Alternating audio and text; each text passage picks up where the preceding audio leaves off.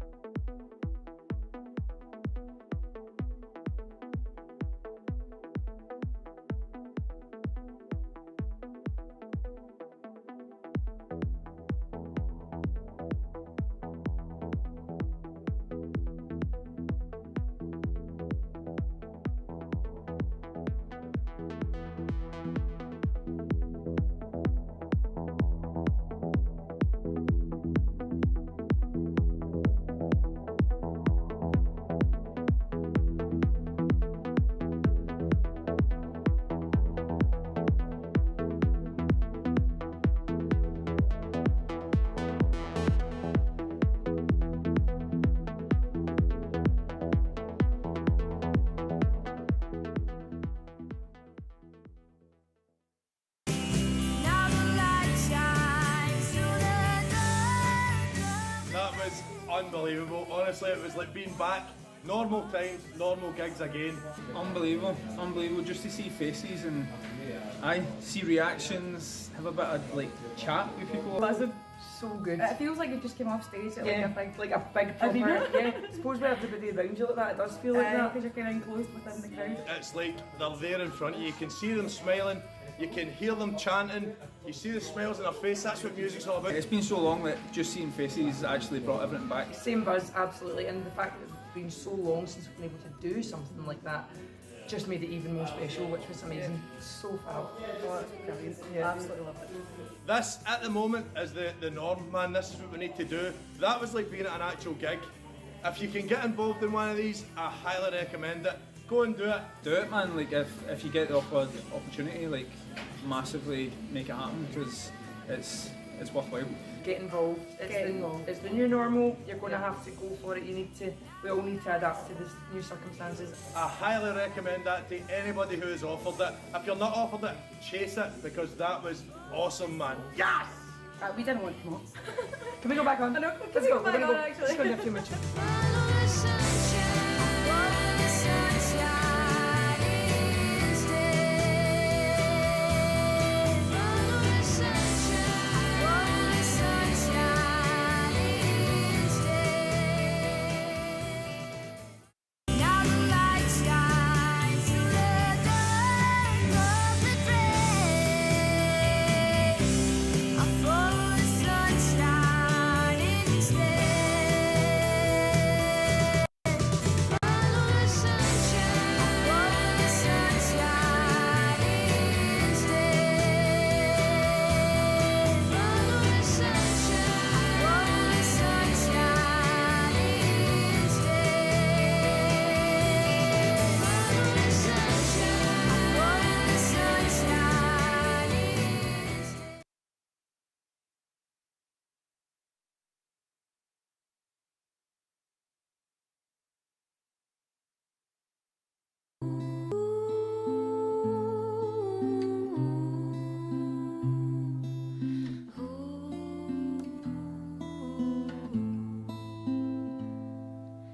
Kill me if you dare. Hold my head up everywhere. Keep myself riding on this train. I'm the underdog. Live my life like a lullaby. Keep myself riding on this train. Love in technicolor sprayed out on walls. I've been pounding pounding at the pavement till there's nothing at all. I got my cloak and dagger in a barroom brawl. See, the local loves a fighter, loves a winner to fall. Feels like I'm lost in a moment, but I'm always losing to win. I can't get away from the moment.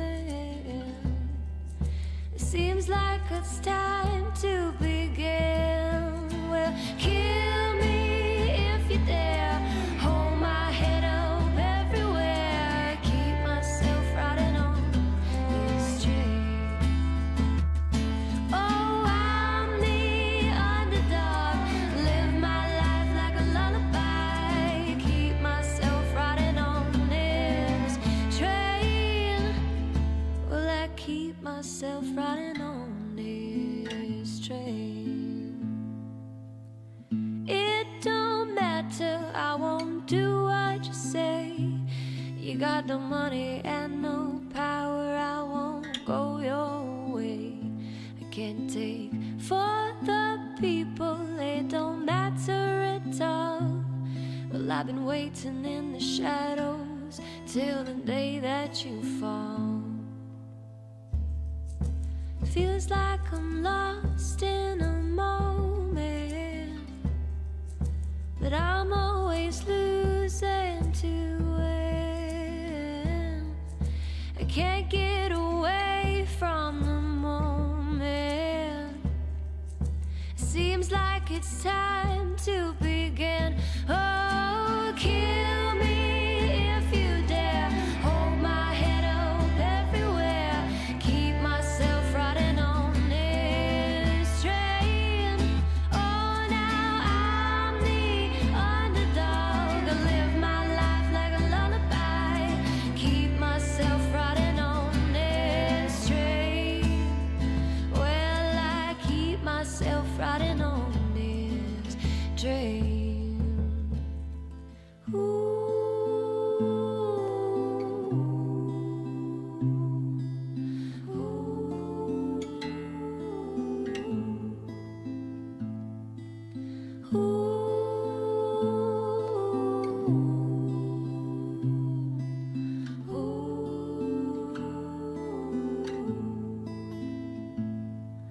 So tell me if you're down, throw your weapons to the ground. Keep myself riding on this train. Paper on the wire, sold your soul for another one. Keep myself riding on this train. Keep myself riding on this train.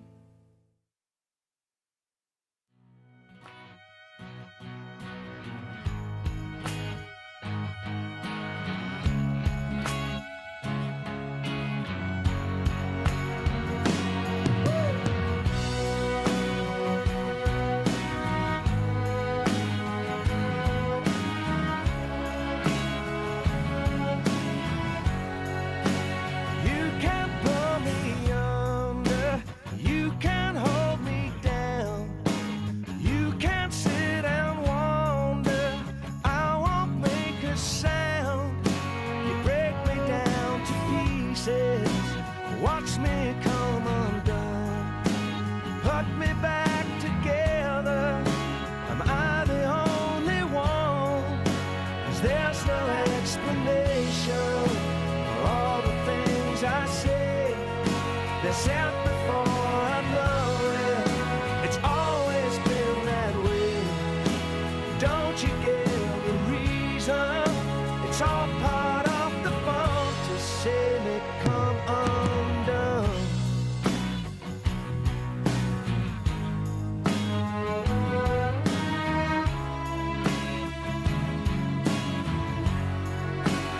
You make it look easy to talk about yourself. No third person paranoia, no mentions of regrets.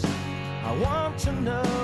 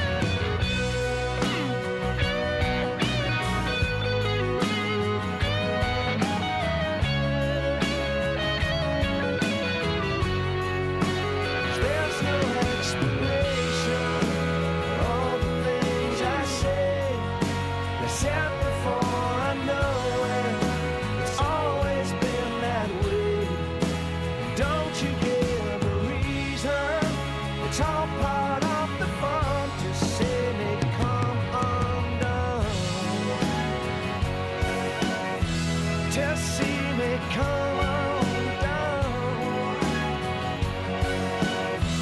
Just see me come on down. Just see me come on down.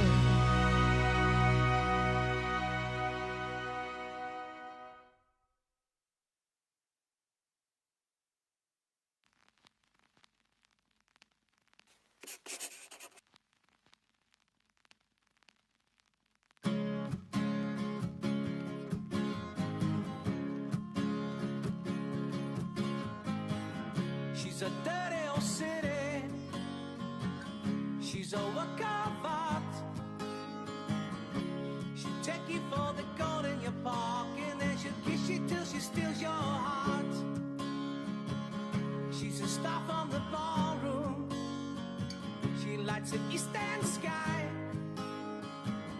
She's the smoke from the Carlton, burning from the city that will never die. And I know that I love her. Glasgow's burning in my soul. 'Cause she knows that I loved her. Glasgow streets are paved with gold. A smile so deceiving, hiding scars of her past. Our streets designed for revolution. She's a sunshine that will never last. She's a dirty old city. She's a work of art. She'll take you down the clouds I walk, and then she'll hold you till she steals your heart. And I know that I love her. Glasgow's burning in my soul.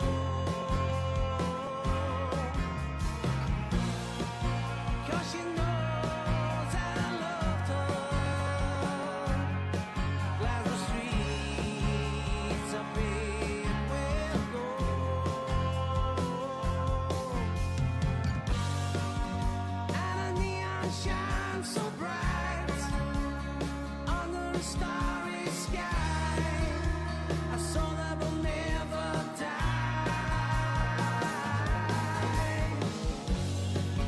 'Cause the river holds a key, locked in fantasy. The city's for you and me.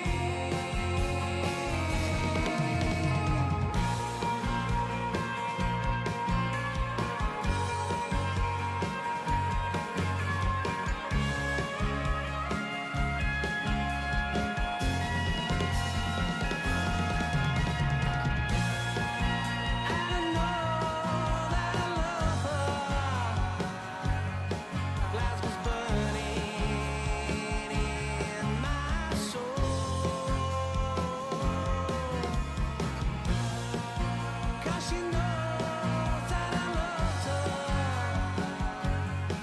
Glasgow streets are paved with gold.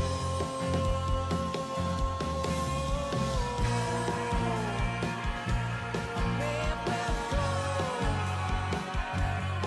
Glasgow's burning in my soul. Yeah, I know that I love her.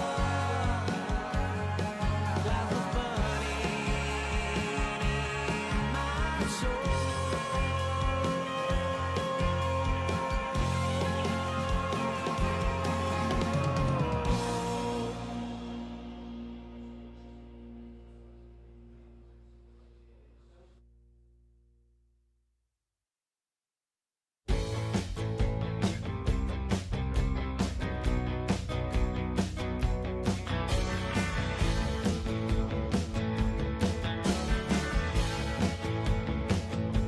Here's to the fools of every class.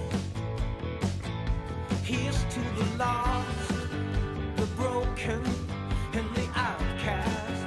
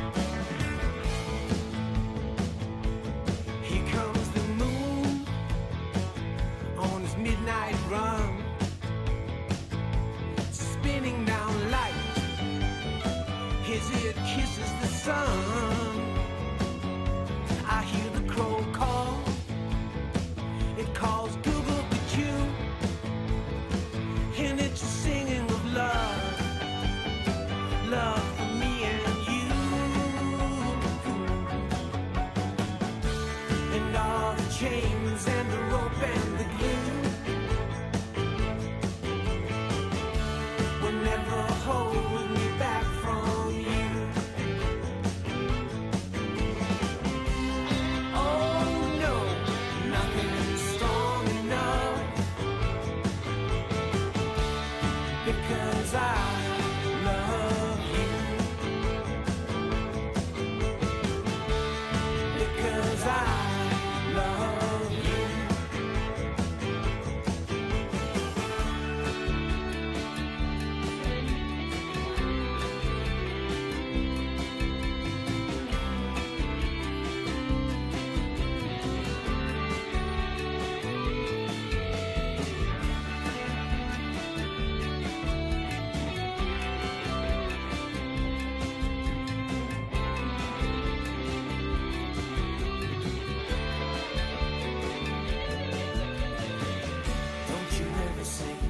Don't you ever say you don't love me. You don't love me, don't you ever say. Don't you ever say you don't love me. You don't love me, don't you ever say. And all the chains and the rope and the glue will never hold me back from you. Oh no, nothing strong enough, because I love you. Because I love you. Because I love you. Because I love you.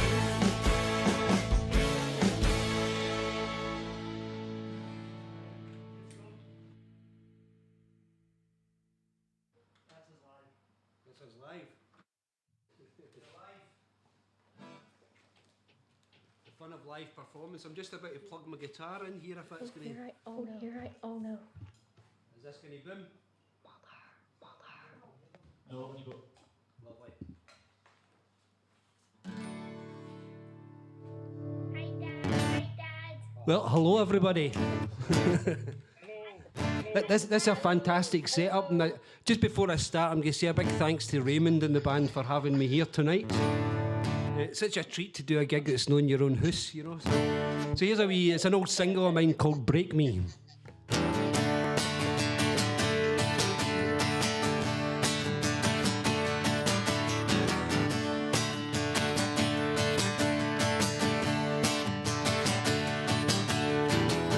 What happens next? Should we try again once more? I know what happens next. I've seen it all before. Last thing I need is some predictable replay. I know I make mistakes, I make a new one every day. Forget you and rewind.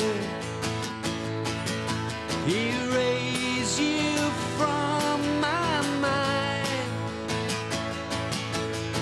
You won't break me. You won't break me. Won't let you tear me apart.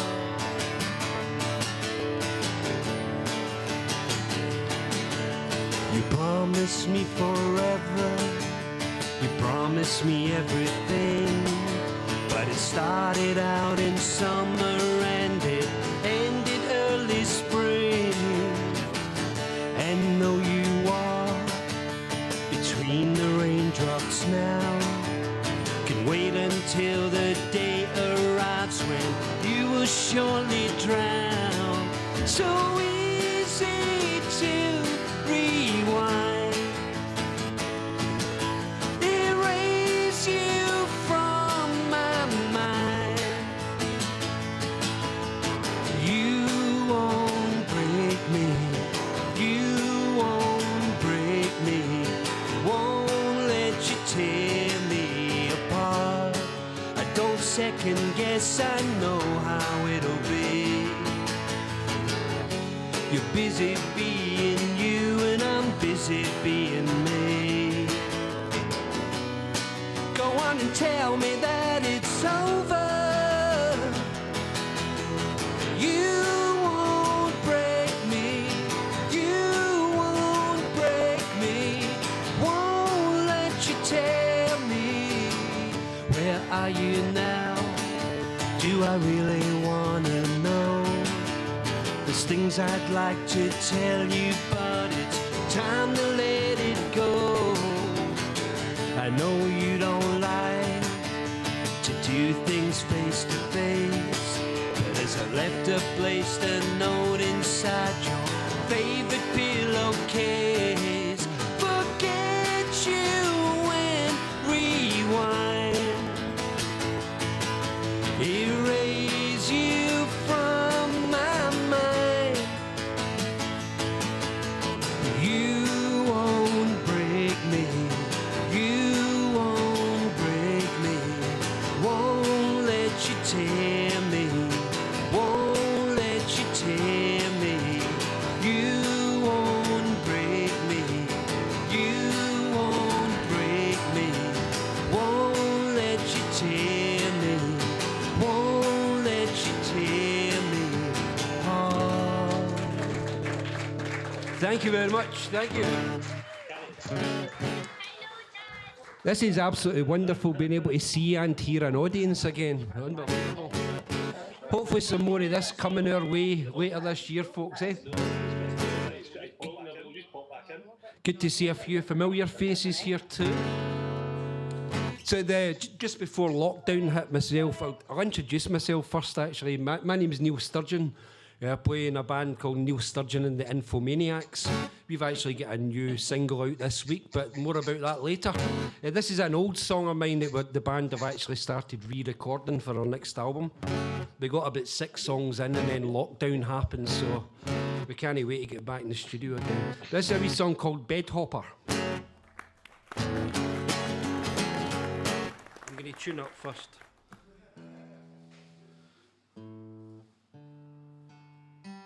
If I've got an audience in front of me, I might as well get it right.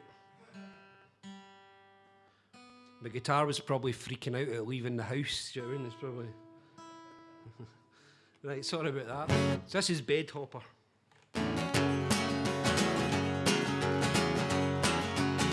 She looked like Natalie Wood, Sally Thompson, and Julie Driscoll rolled into one. And foolishly I believed in that girl. I believed that something good had begun. We met as summer fell upon a world that wouldn't smile. Knew that what we had would only last for a while. We were hopping in and out of bed so openly and free. Love came so easily. There was a rumor going round, the star in town told stories that she'd surely deny. I confronted her with accusations she should have pushed out, or at very least attempted to lie. She said, I don't know how to tell you this, don't know how you'll react, but I've been taking chances with this guy behind your back. He thrills me and excites me the way you used to do. Someone fresh and someone new. She's been hopping in and out of bed without a thought for me, and I ache so easily.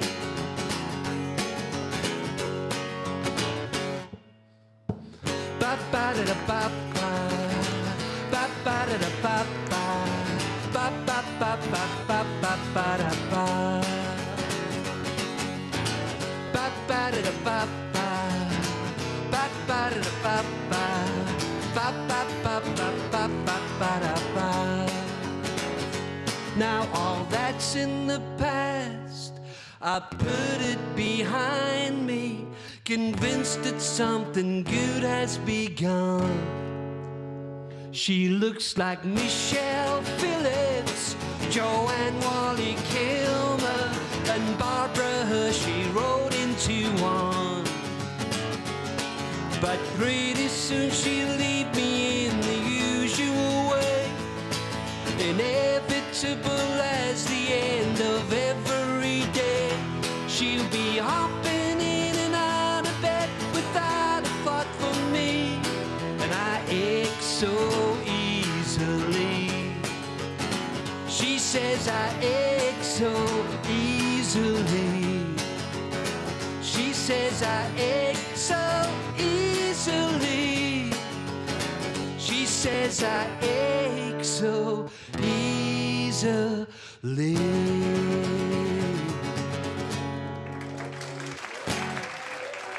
Thank you very much. That applause sounds pretty loud, actually. Is that like some pre-recorded applause that the boys here are piping in for me, maybe? A few of the faces on the screen, I'm just letting you know here as well what I'm seeing at the moment, but you all look like giants. Your faces are like that size. So I can see you, Neil Mingus. Oh. Yeah, and my boy Pogues here as well, and you probably have heard him passing comment. He's the real singer in the family, so right.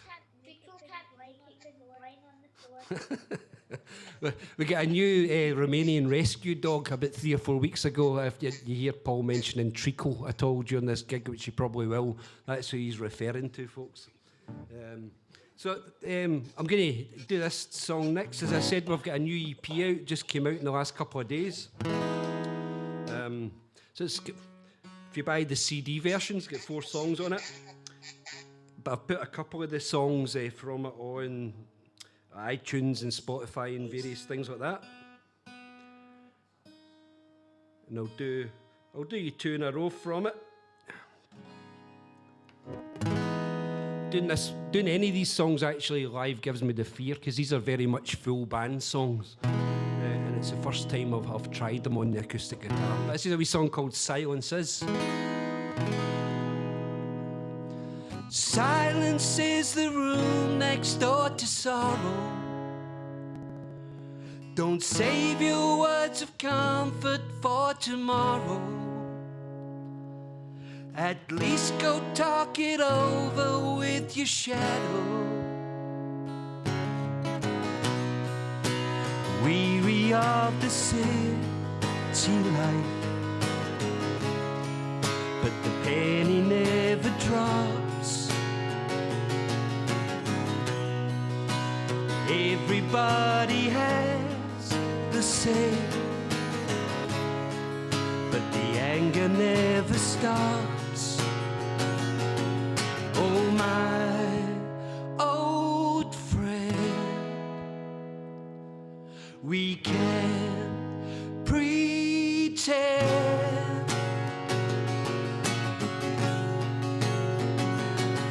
that silence is the healing of the sorrow. I can't save my words of comfort for tomorrow. At least go talk it over with your shadow. Haven't got the juice today to go the extra mile. Though through it all you find a way to make the buskers smile. Oh, my old friend, I can't pretend, 'cause I hurt bad when you hurt bad.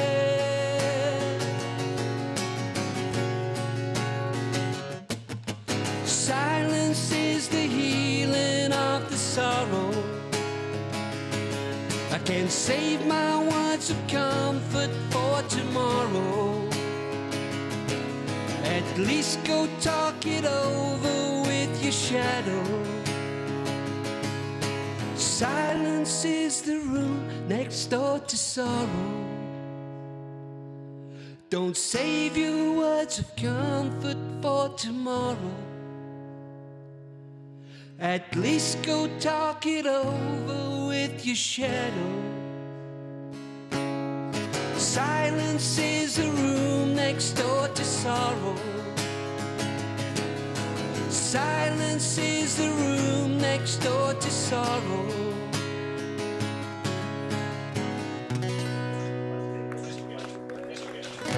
Thank you very much.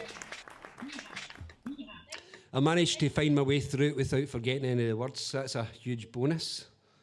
So it made its live debut. I have this next song. This is the title track of the new EP, or the new single, if you want to call it that. I have did this one in an acoustic guitar once, so my guitar capo seems to be giving me a bit.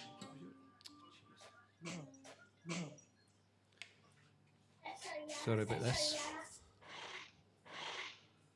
All this technology around me, and it's a guitar capo that's giving me jip.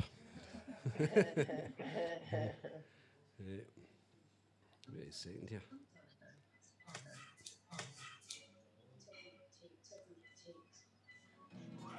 Oh, jeez.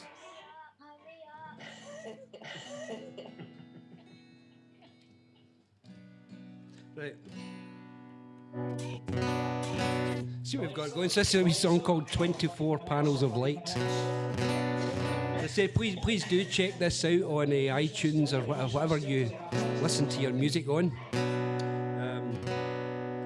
Bandcamp's obviously good for bands as well. The whole EP's there to listen to on Bandcamp. If you look up Neil Sturgeon on Bandcamp, you'll be able to hear the new stuff.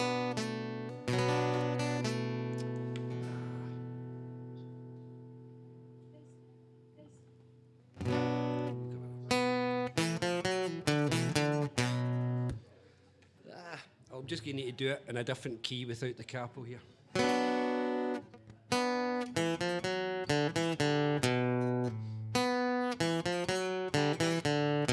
For the heavy-hearted, there's no new signs. For the undecided, the borderlines. The biggest bummer, the twisted plot. Would someone tell me how long I've got? Don't say that nothing to lose is the same as nothing to live for. There's nothing more we can do. Am I so great at a one? If you can do everything right, you can make it to the land of the living and the 24 panels of light. The road is rocky, the tone's unkind. It's crazy paving for the colorblind. I never dreamed this would be so hard. I played my latest denial card. Don't say that nothing to lose is the same as nothing to live for. There's nothing more we can do. Am I so great at a one more? If you can do everything right, you can make it to the land of the living and the 24 panels of light. And when you can't get more of the same, it's like a lightning bolt to the brain. Have you already at your happiest day?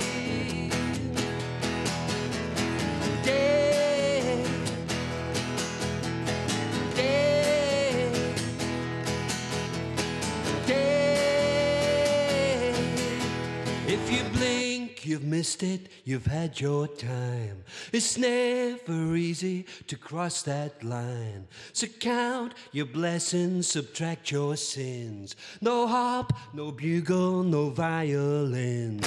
Season's greetings, we wish you well. We know know you're having a night from hell. It'll soon be over, relief will come. So tell me gently or play it numb. You do well to ignore the question mark on the clipboard. Born with nothing to lose, die with nothing to live for. For 1 or 2 hours a night, you can make it to the land of the living and the 24 panels of light. Don't say that nothing to lose is the same as nothing to live for. There's nothing more we can do. Am I so great at a one more? If you can do everything right, you can make it to the land of the living and the 24 panels of light.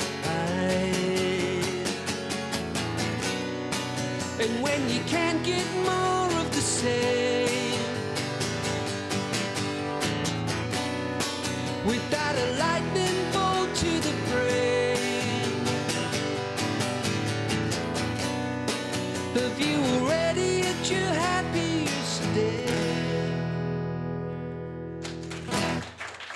Thank you very much. Right. Oh, thank you. Okay. There's some crazy noises happening. Everybody make a crazy noise for me.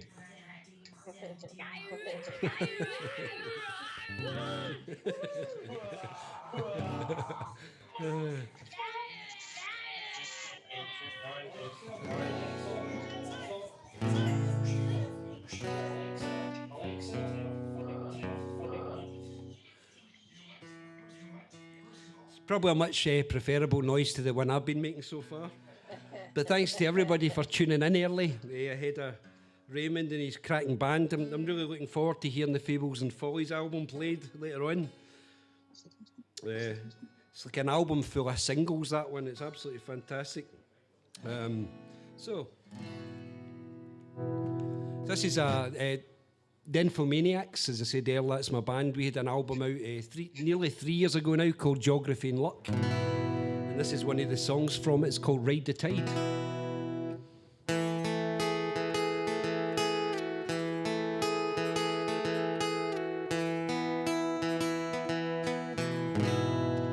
Oh, miss you when you're gone, I miss you every day, backtracking on the things I never got to say.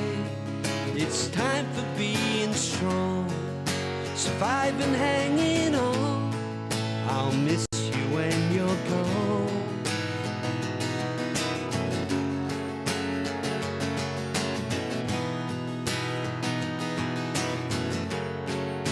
I never got the chance to say goodbye.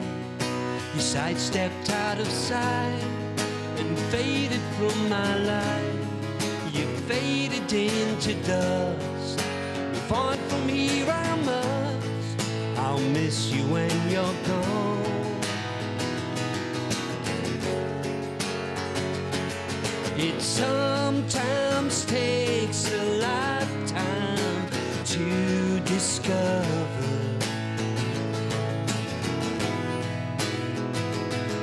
that some pretend, but no one knows the answer. You've got to ride the tide before you reach the shore. You've got to ride the tide before you reach the shore. Oh, miss you when you're gone, of that there is no doubt. And autumn winds may blow my windows inside out. Lake all winter long, springtime follows on. I'll miss you when you're gone. It sometimes takes a lifetime to discover. It's some pretend, but no one knows the answer. You've got to ride the tide before you reach the shore. You've got to ride the tide before you reach the shore.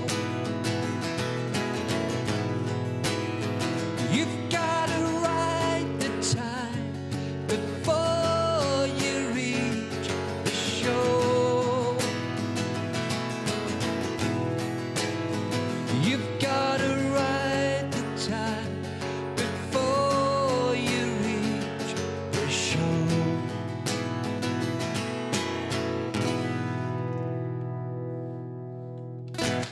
Thank you very much. This one's charcoal. Any requests? There's a song I always get asked to play. It's a song called Your Rubbish Go Home. Anybody heard that one? I keep meaning to look it up on YouTube and learn it. Okay, so I'm going to go back about nearly 20 years for this next song.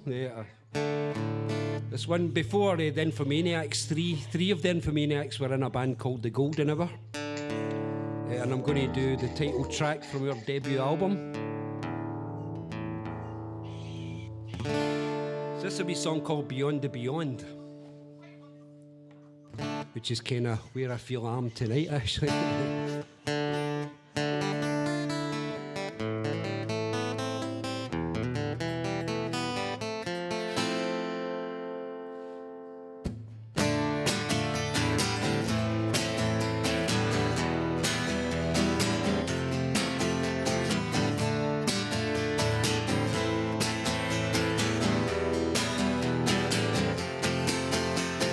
Heading out to the places you miss, open air and breathing deep.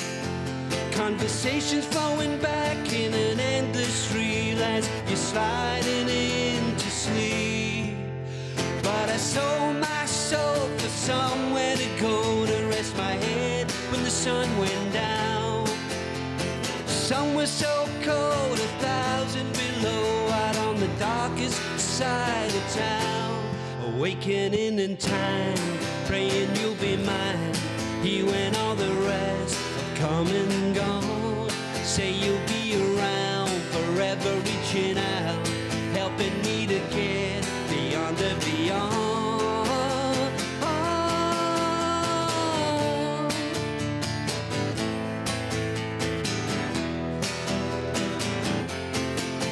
Now I'm sitting in the sun with my brave face on. I find a new way of standing still.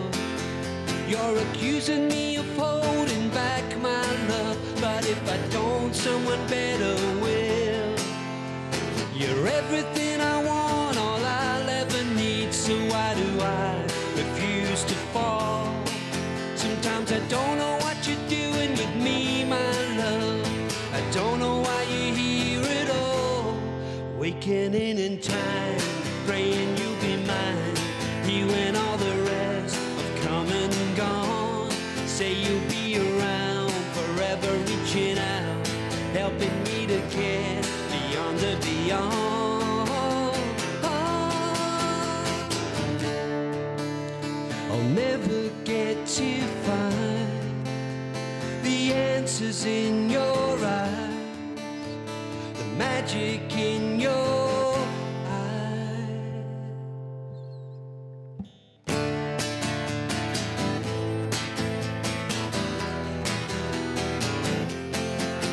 Now I'm driving back through electrical storms. I've got a head full of useless thoughts.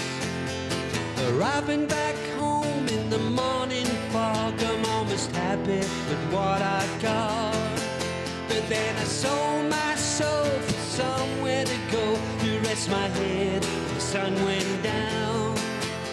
Somewhere so cold, 1,000 below, out on the darkest side of town. Waking in time, praying you'll be mine. You and all the rest have come and gone. Say you'll be around, forever reaching out, helping me to get beyond the beyond. Awakening in time, praying you'll be mine. You and all the rest have come and gone. Say you'll be around, forever reaching out, helping me to get beyond the beyond.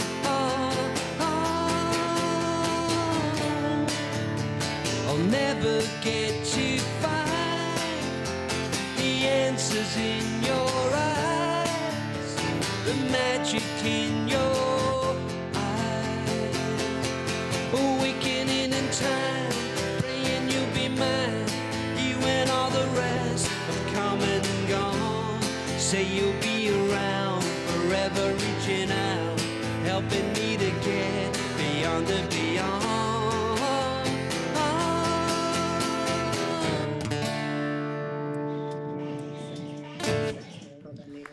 Thank you very much.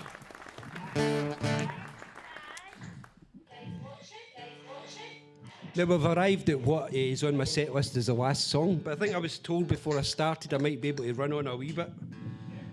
Am I still okay for that? Lovely. Okay, so.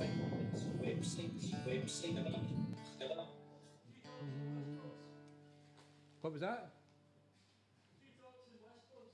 She talks and whispers. I wish I'd practiced it, Raymond. I could maybe give it a wee. Shall I be bold? Wait a wee second. I'm going to do this one first. I've actually not played that song She Talks and Whispers for probably a couple of years. What I'm going to do next, I'm going to stick in a wee sneaky cover version. Is this a wee song by the Zombies?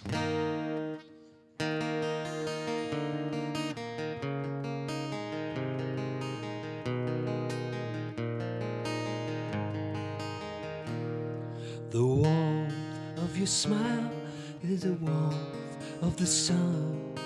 This will be our year. Took a long time to come. Don't let go of my hand. Now darkness is gone. This will be our year. Took a long time to come. And I won't forget the way you held me up when I was down.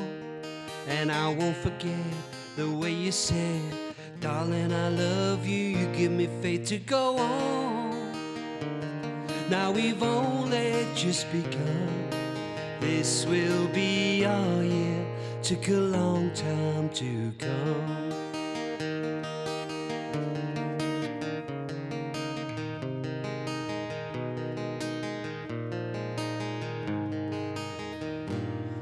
The warmth of your smile, smile for me, little one.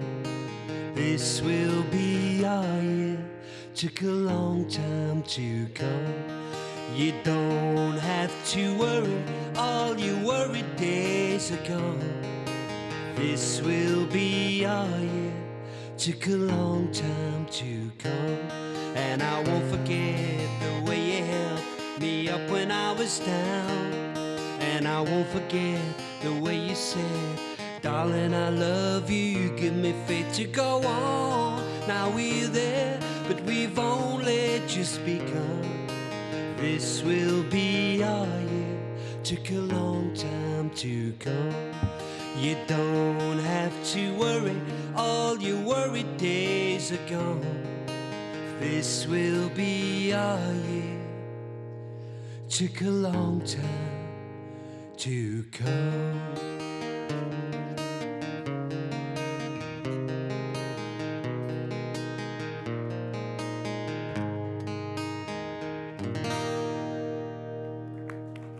Thank you very much.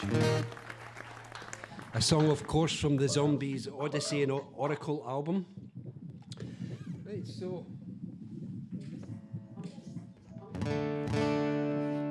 So, for my last song of the evening, I'm going to do the Nymphomaniac's most recent single before the new one. And I'm going to dedicate this to all the musicians that are tuning in and all the musicians that are next door as well. I wrote this about all the musicians I've played with over the years. It's a wee song called New Year Reflection Song. And I want to dedicate this to my son Paul. He loves this song.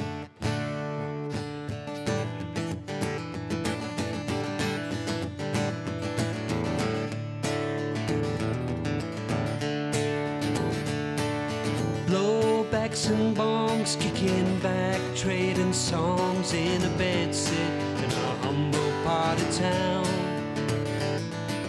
Long afternoons singing long lost tunes. If only we had taken time to nail them down. We didn't stay in touch like we said we would. Maybe I could have done more, it's true. A lone star shining brightly in a sinister sky. It's how I always will remember you.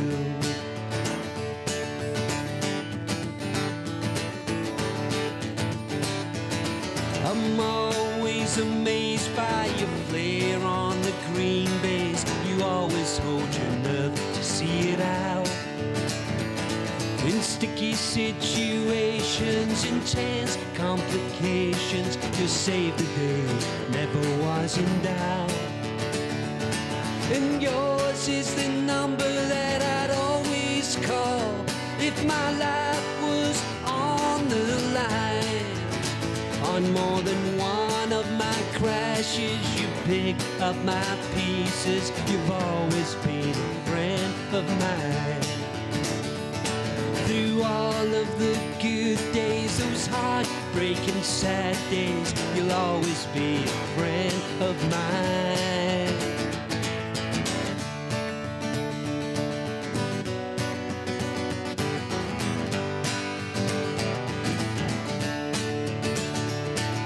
Do me a favor, pass this message on. Tell your sister I'm doing fine.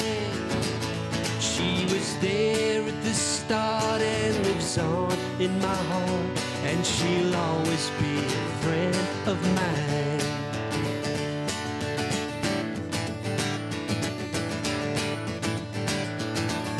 Motorway madness, frustration and sadness, as time began to steal what could have been. Busted guitars, one too many jaded bars in the best band that nobody's ever seen. My thoughts drift back, I hear a ringing chord that gets me each and every time. To everybody in the band, let me shake you by the hand. You will always be a friend of mine.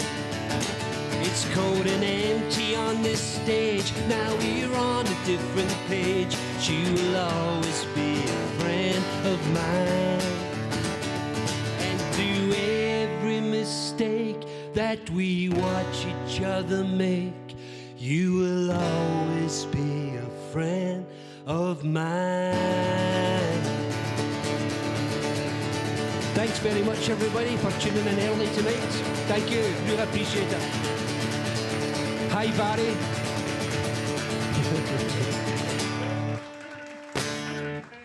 Thanks very much. Hope you all enjoy Raymond and the band later. I know I will, so thanks very much. Thank you.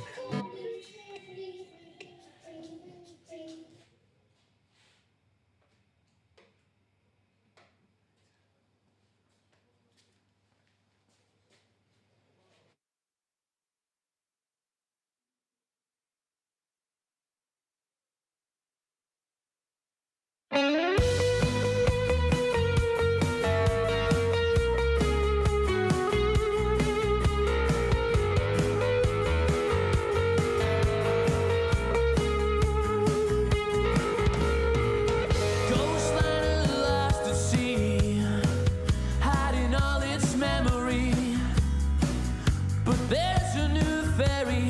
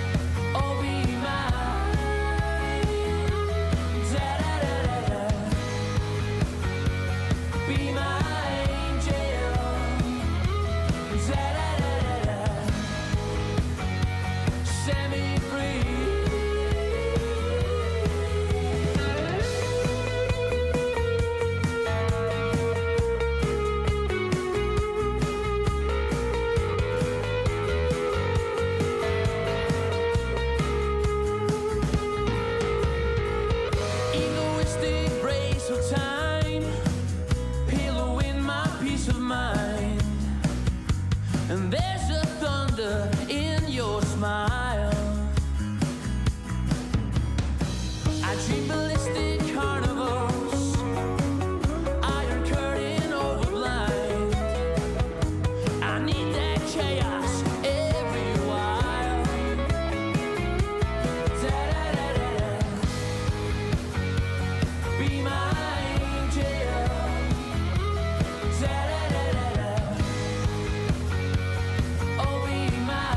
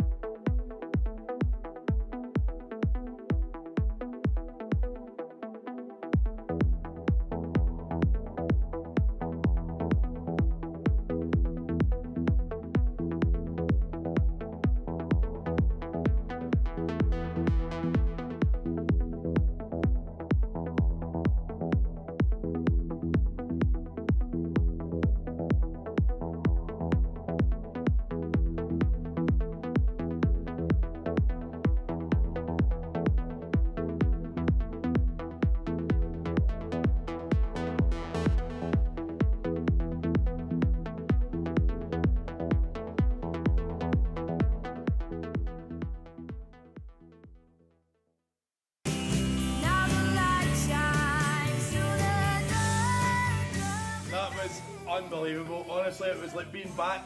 Normal times, normal gigs again. Unbelievable, unbelievable. Just to see faces and I see reactions, have a bit of like chat with people. That's so good. It feels like you just came off stage at Yeah, like a big proper. arena. Yeah, suppose with everybody around you like that, it does feel like that. Because you're kind of enclosed within the crowd. It's like they're there in front of you. You can see them smiling. You can hear them chanting. You see the smiles on their face. That's what music's all about. It's been so long that just seeing faces actually brought everything back. Same buzz, absolutely, and the fact that it's been so long since we've been able to do something like that just made it even more special, which was amazing. So fab. Oh, it's brilliant. Yeah. Absolutely love it. This, at the moment, is the norm, man. This is what we need to do. That was like being at an actual gig. If you can get involved in one of these, I highly recommend it. Go and do it. Do it, man. Like if you get the opportunity, like massively make it happen because it's worthwhile.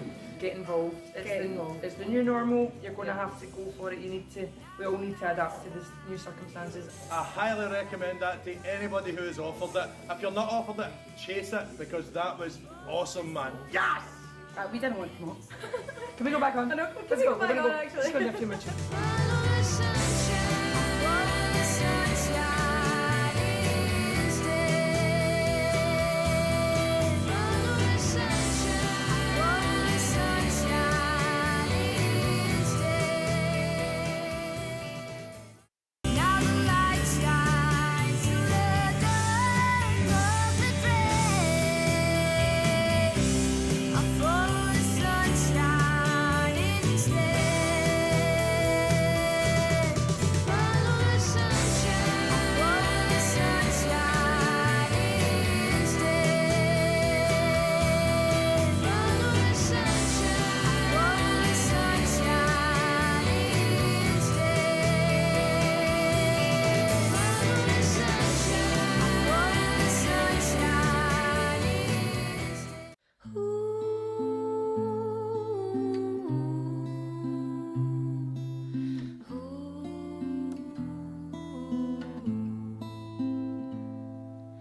Kill me if you dare.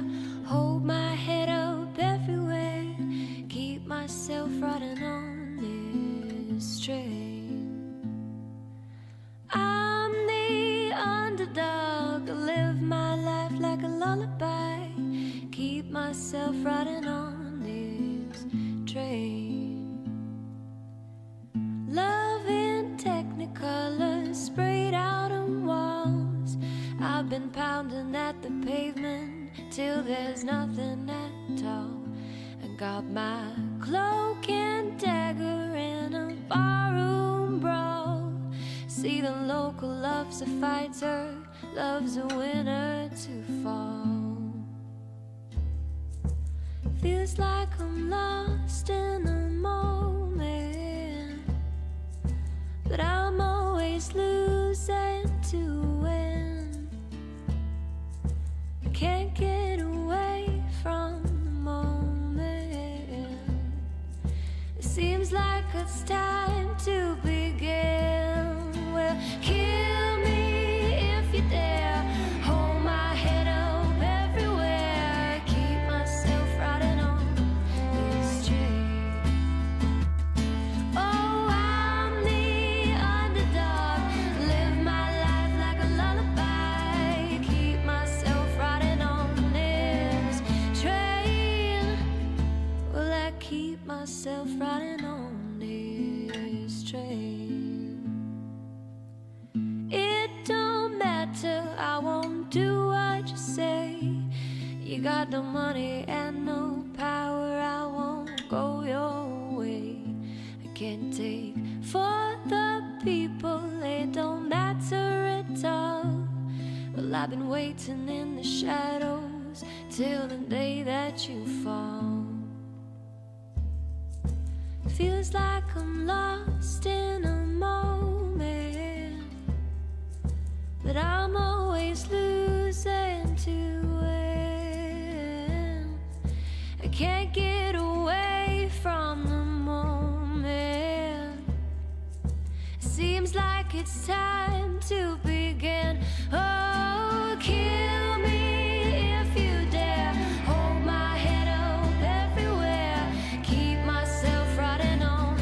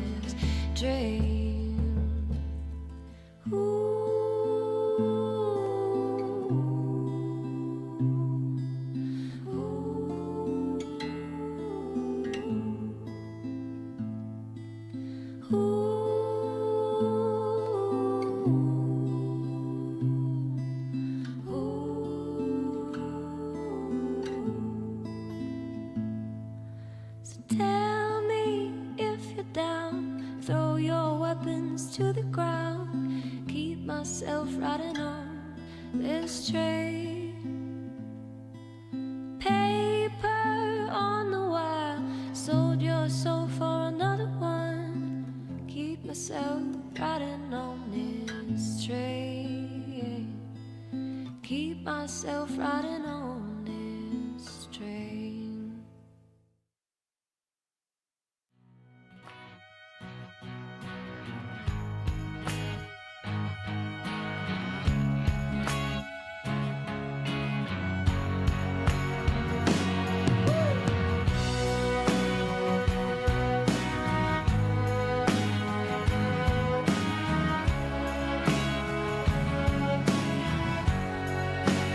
You can pull me under, you can hold me down, you can sit and wonder, I won't make a sound. You break me down to pieces, watch me come undone, put me back together. Am I the only one?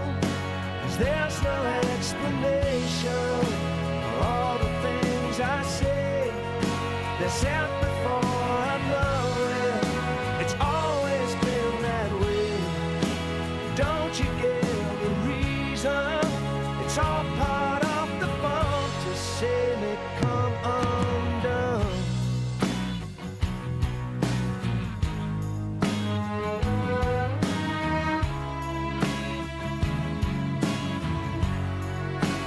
You make it look easy to talk about yourself. No third person paranoia, no mentions of regrets. I want to know your secret, how you pass your days, how you learn to live, how you learn to care. 'Cause there's no explanation for all the things I say. They said before I know it. It's always been that way. So don't you get the reason? It's all part of the fun to say me come undone.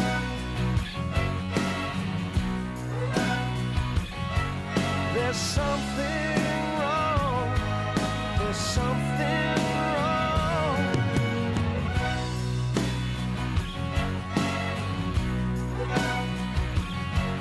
There's something wrong. Yeah, there's something wrong.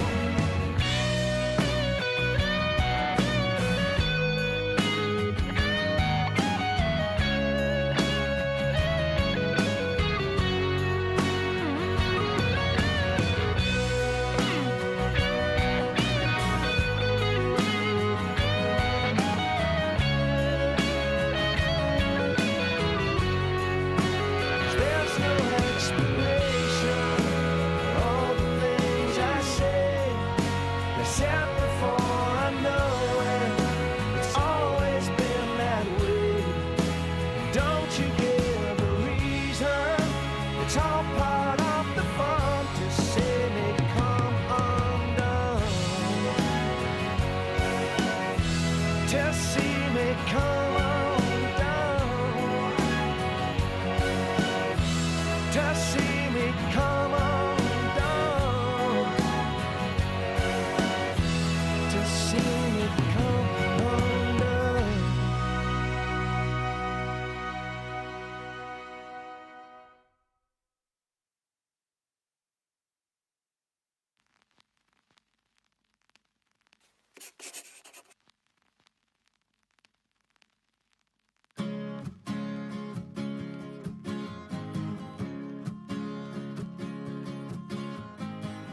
She's a dirty old city.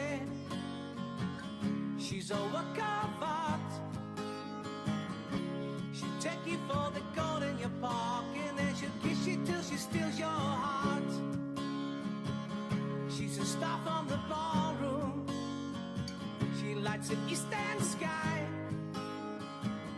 She's the smoke from the Carlton, burning from the city that will never die. And I know that I love her. Glasgow's burning in my soul. 'Cause she knows that I loved her. Glasgow Street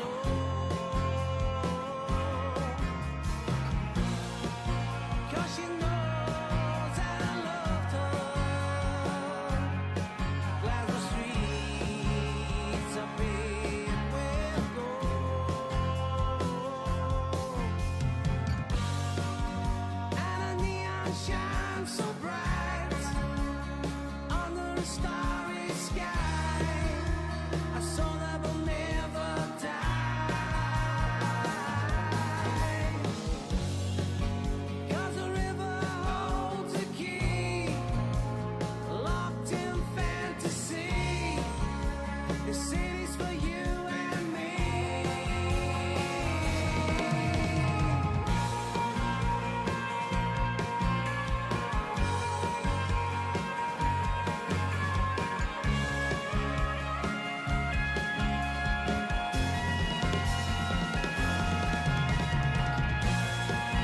I know that I love her.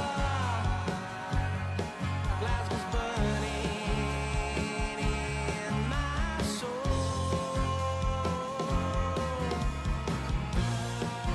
'Cause she knows that I loved her.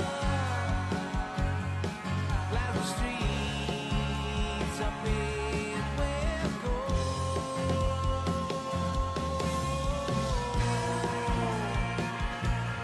Paved with gold. Glasgow's burning in my soul.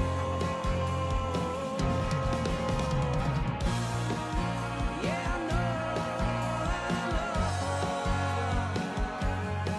Glasgow's burning in my soul.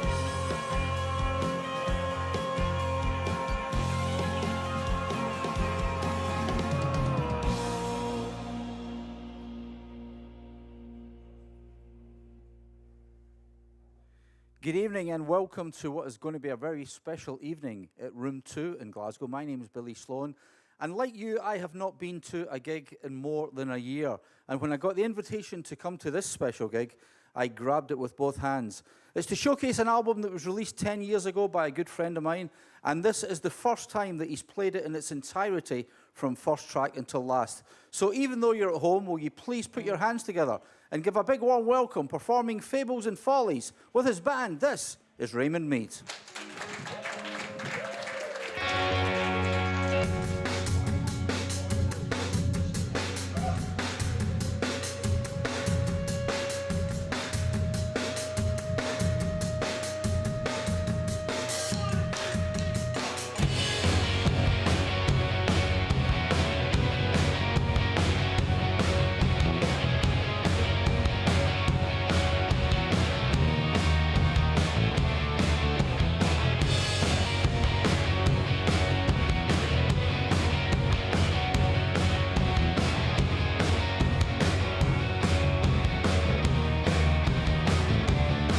Hello, it's me. After all this time, how you been? Much to say, I'm fine. What to say, where to start, was the hardest part. But for you, signing off, goodbye.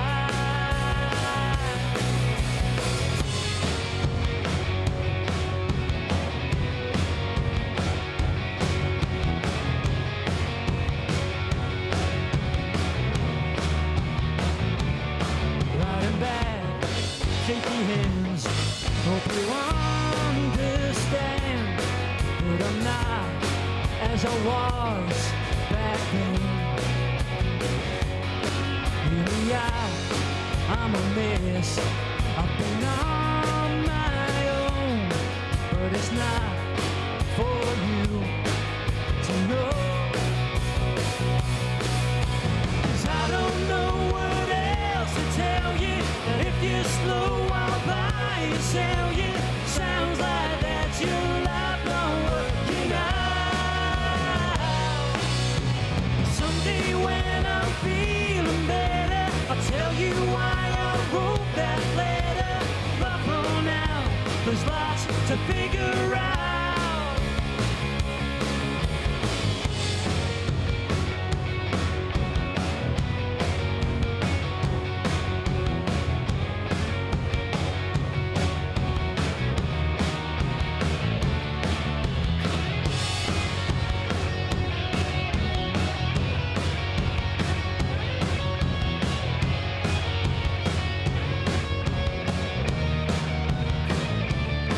I was here years apart, and now gone again. Can't complain, felt it weird now and then. But for me, don't forget, but lessons learned. And for you, signing off, goodbye. I don't know what else to tell you than if you slow on by and sell you. Sounds like that your life not working out. Someday when I'm feeling better, I'll tell you why I wrote that letter. But for now, there's lots to figure out.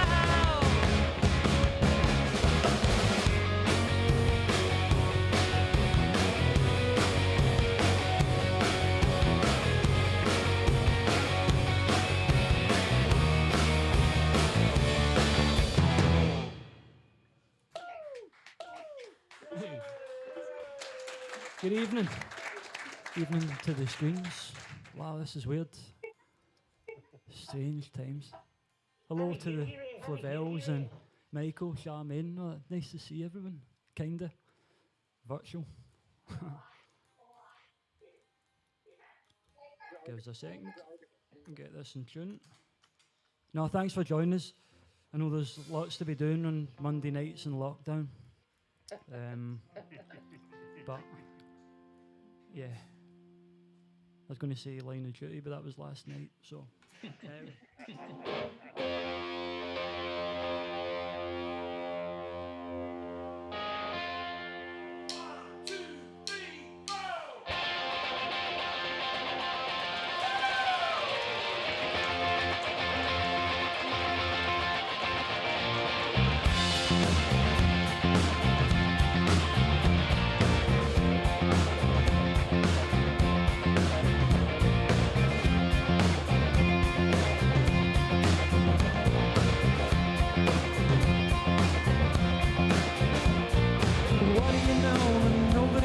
Somebody close tells you that it's over.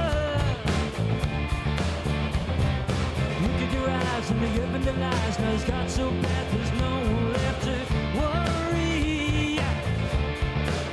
Oh, listen, it didn't start in a day. And listen, when I get something to say, don't say you're sorry, because you're making me feel like I'm the wrong one. You said it's no big deal.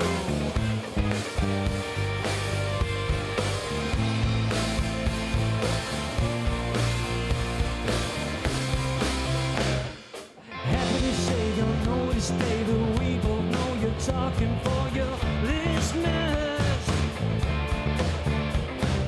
Bringing alive, you pretend to despise. Now it's got so bad there's no one left to worry. Oh, listen, it didn't start in a day. And listen, when I get something to say, don't say you're sorry, because you're making me feel like I'm the wrong one. You said it's no big deal.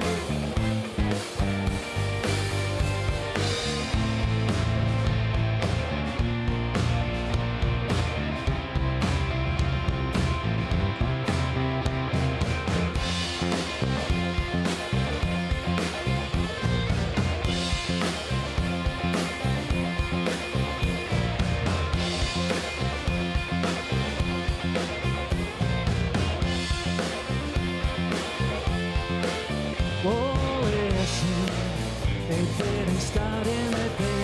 And listen, when I get something to say, don't say you're sorry, because you're making me feel like I'm the wrong one. You said it's no big deal, but you're so casual. You're crawling under my skin, but there's your problem, that the state you're in. Don't say you're sorry, don't say you're you're sorry. Don't say you're sorry if you're not sorry.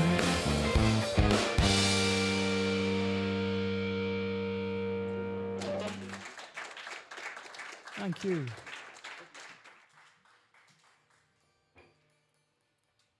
So 10 years since we did Fables, and it's, I don't know, the whole kind of joy of this whole thing has been hooking up with the guys again. On guitar we've got Stuart McLeod, and he produced and basically made it sort of sound the way it sounds. And on the bass, Mr. Gary John Kane. And on the drums, we've got Ross McFarlane. So, safe hands, and really happy memories of putting it together. And all. I wasn't sure I'd ever make an album again after I'd sort of left the Renells, and yeah, just really, really good times making this.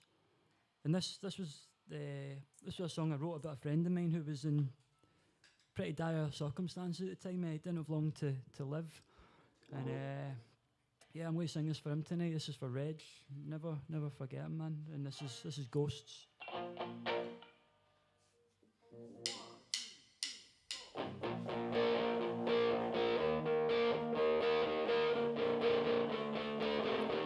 The best laid plans mean nothing when you're gone, and the ghosts are waiting to help you along. It's a moment of passing, the some say the end, but I just had to tell you how I missed you, my friend.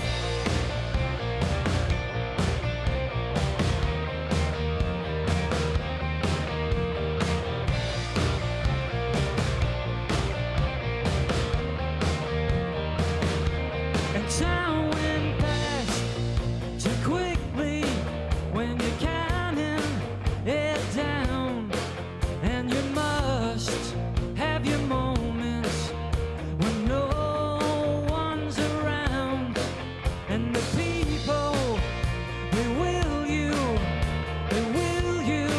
to stay. If you can't and you leave us, we'll be lining your way. But the ghosts don't scare me, the ghosts don't scare me, the ghosts don't scare me. Ghosts don't scare me, the ghosts don't scare me.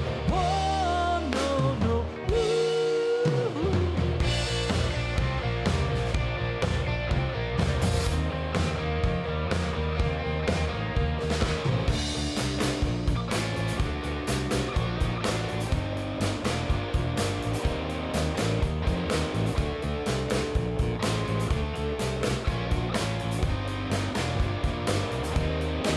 But the ghosts don't scare me, the ghosts don't scare me, the ghosts don't scare me.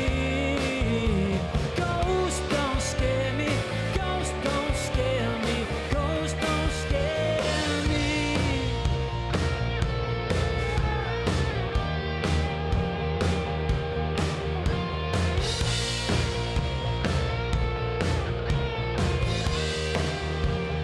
Ghosts don't scare me.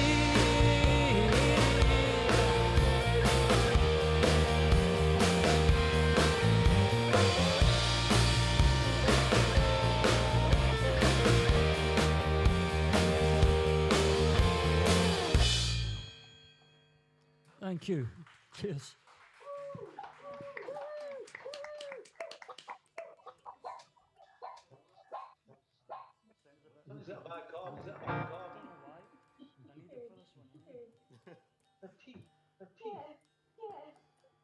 Everyone all right? Home? Thumbs up. Can you hear us? Everyone good? Yeah. I'm talking to you, Neil Flavel. I see you. Sorted, mate. You okay? Yes, mate. Oh, we can talk to each other. Fucking hell, that's high tech, man. Amazing. Normal gig. You alright? Good. Alright.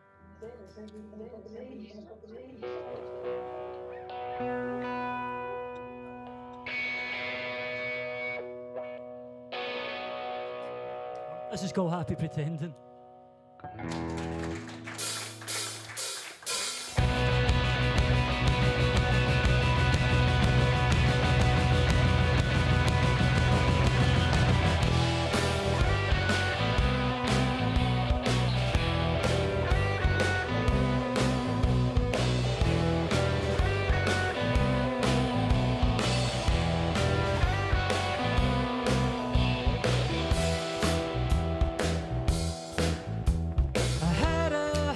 Time fashioning some semblance of a line of brain.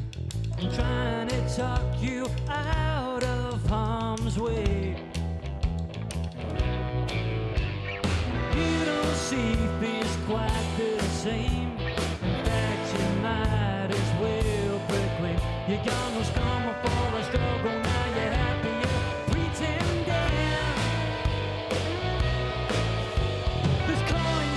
Sockets where your eyes once lay.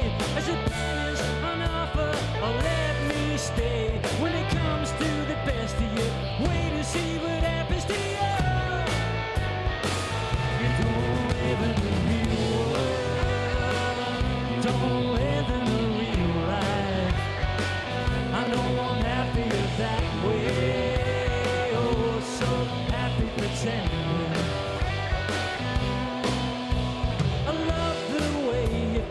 Karma brings this automatic kind of things. I've been watching and I don't agree. You don't see things quite the same.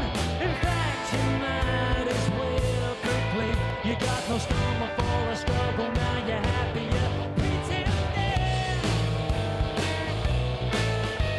There's coins in the sockets where your eyes once lay. It pennies on offer, or let me stay. If it comes to the best of you, wait and see what happens to you. You don't live in the real world. Don't live in the real life. I know I'm happier that way. Oh, so happy pretending.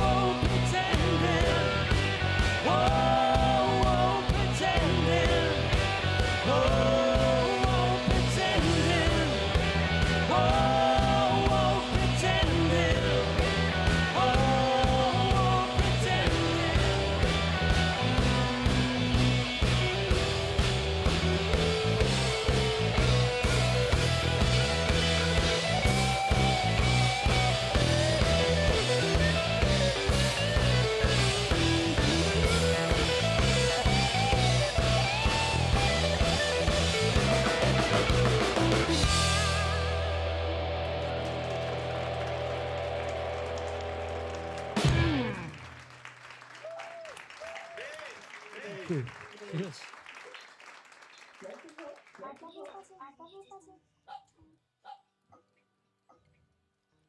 Hello to the Skulls. I can see Big John Skulls. You can. It's really comfy. You can. Yes, John. What's happening? Not a lot. Not a lot, mate. Not a lot. Not a lot, mate. Not a lot. Same here. Yeah, I know. More than us.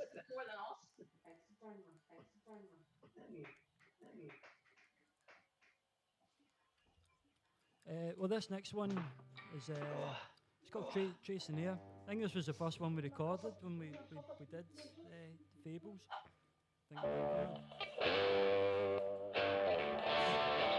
Yeah, this is Tracing Air.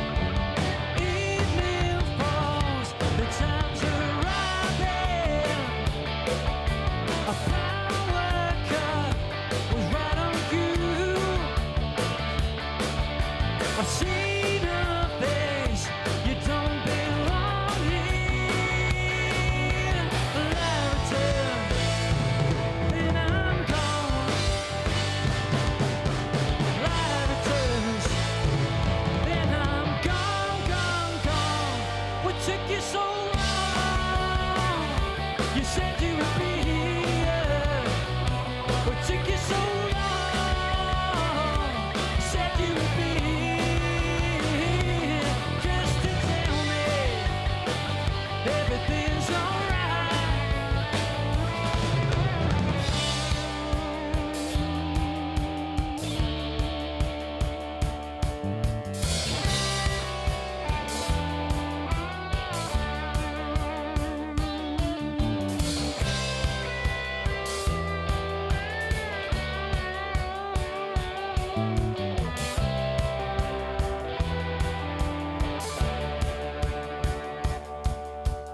Evening falls, the time's arriving.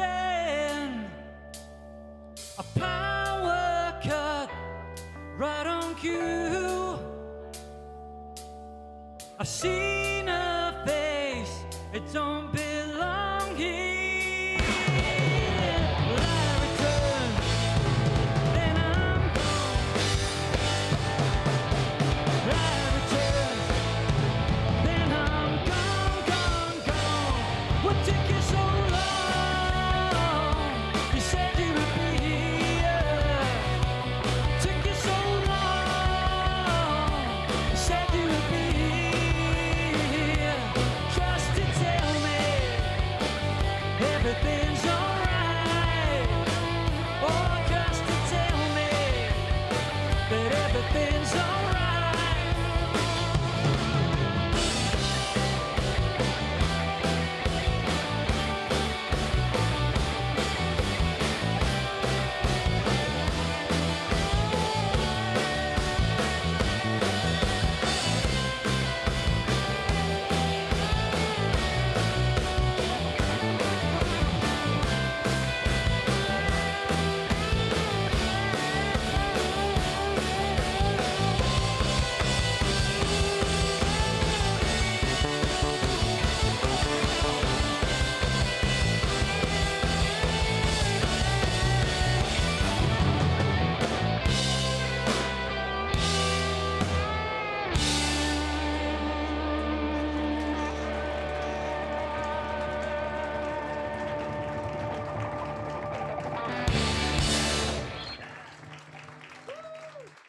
Thanks a lot. Good to hear it live, Ray. Who's that? Who's heckling me? Oh, I see Steph. Steph McKellar's here. Yes, man. Yes. I said, put the lights on. Put your clothes on, Steph.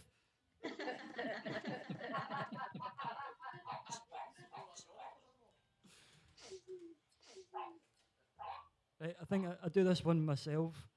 Which should be kind of. We'll see how we go on with this. No, this one was it was a special song to record. I did it with Phil Chevron of the Pogues, who was a bit of a hero of mine, and I was lucky to get to know him a bit in the couple of years before he passed away, and we recorded this song together. I don't know, I think about him a lot. He's a really special guy. So this one goes out to Phil tonight. This is Waiting for Lucy.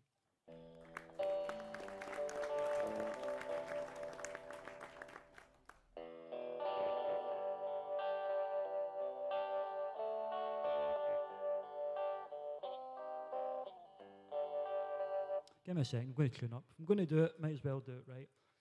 Here we go. See, I'm struggling. I'm usually get 4 strings these days, so I've got 2 extra ones tonight. And I'm not going to lie, it's confusing me. Oh, there's my wife. Hello. Doesn't even talk. Doesn't even say anything back.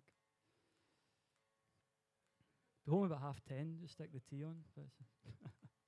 No, don't unmute her. Right, here we go.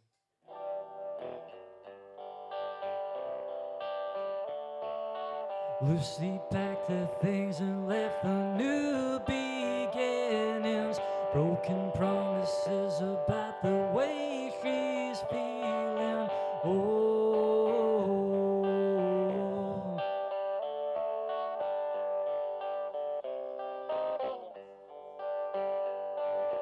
don't you sit and wait and there'll be no surrender. Talk Talking to myself, Lucy's a distant memory,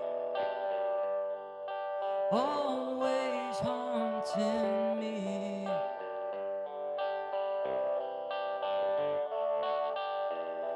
It's hard to believe that you were there at all.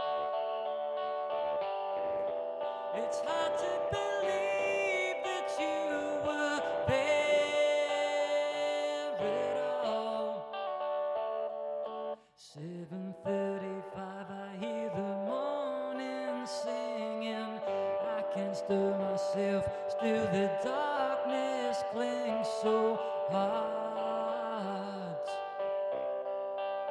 so hard.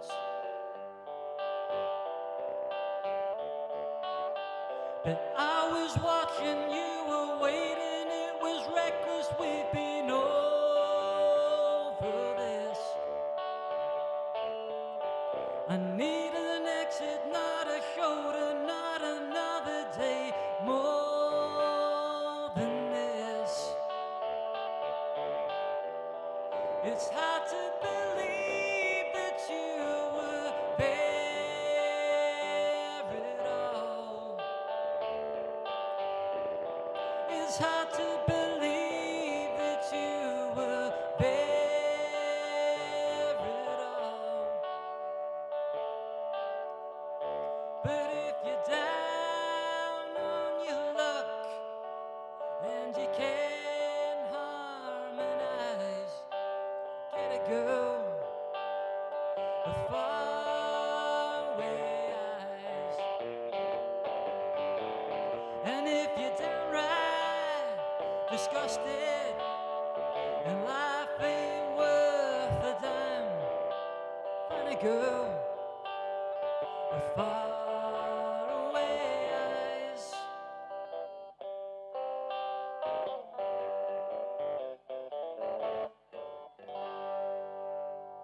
Thanks. Cheers.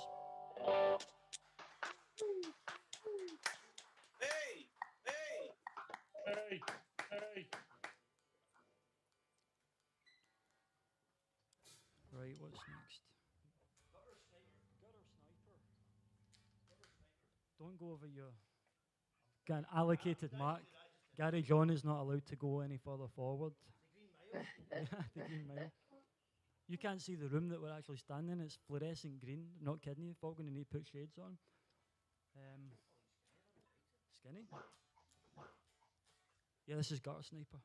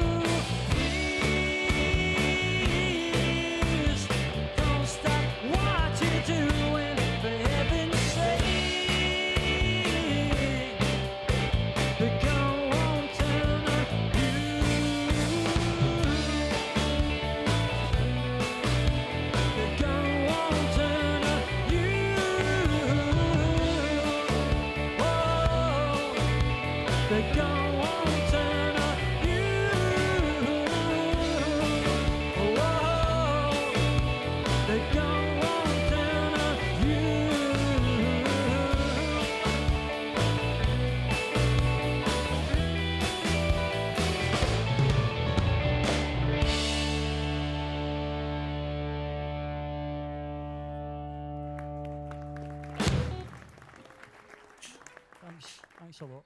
Hey! Hey. Yeah, who's shouting?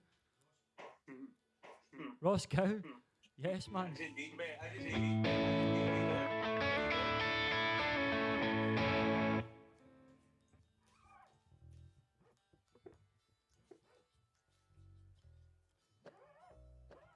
Right, what's next? Oft. Mexican lanterns. This is surreal. It's mad. It's just like everybody's on the screen. Ross says it's like the Muppets. His words, not mine. No, us. We're the Muppets. This is Mexican lanterns.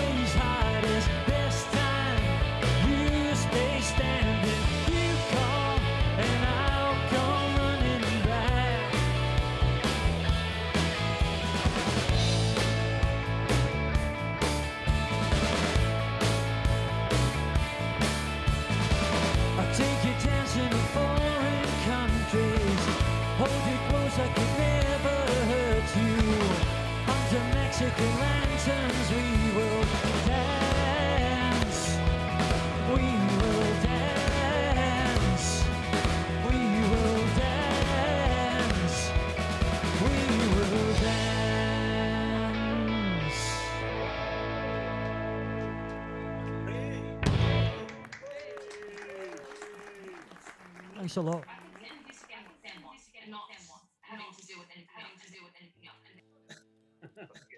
Who's watching the telly at the same time as a gig? Is the telly on?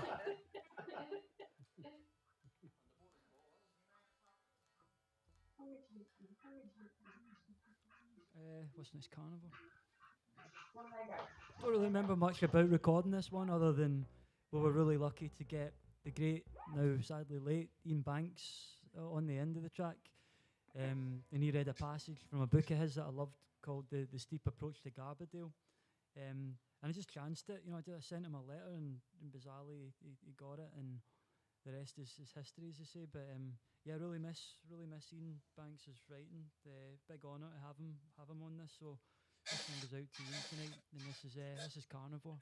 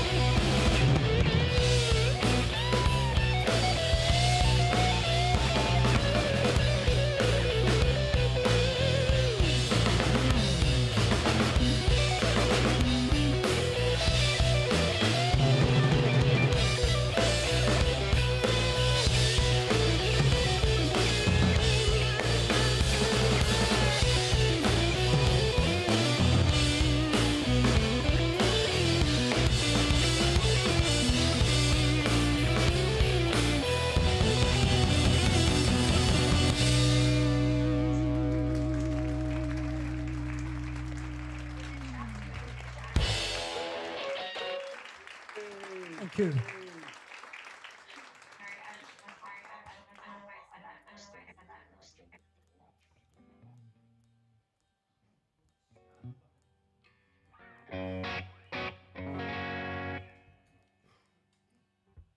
What's next? Radio Anna. Radio Anna. Fran and Anna.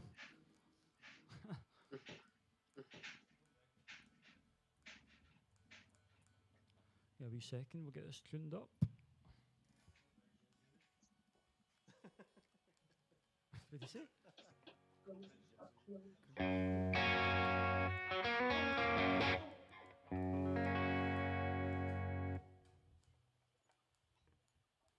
The lights are wreaking havoc on the strings and the guitar. That's my excuse. I'm going to stick to it. Yeah, this is Radio Anna.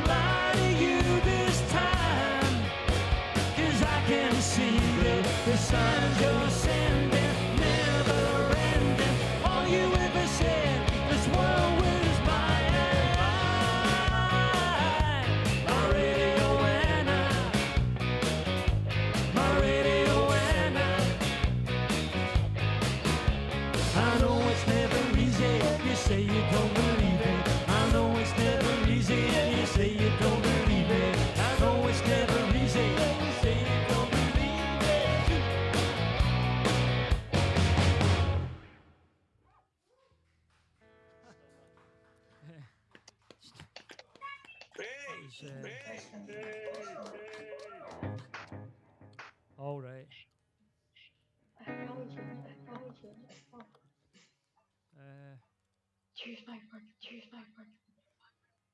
Someone you can talk amongst yourselves.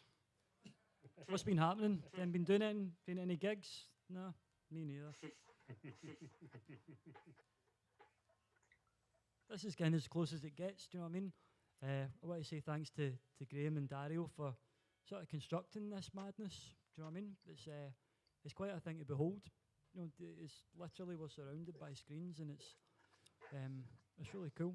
It's as close as it gets, and I hope it's not too long till we're all back in the same room.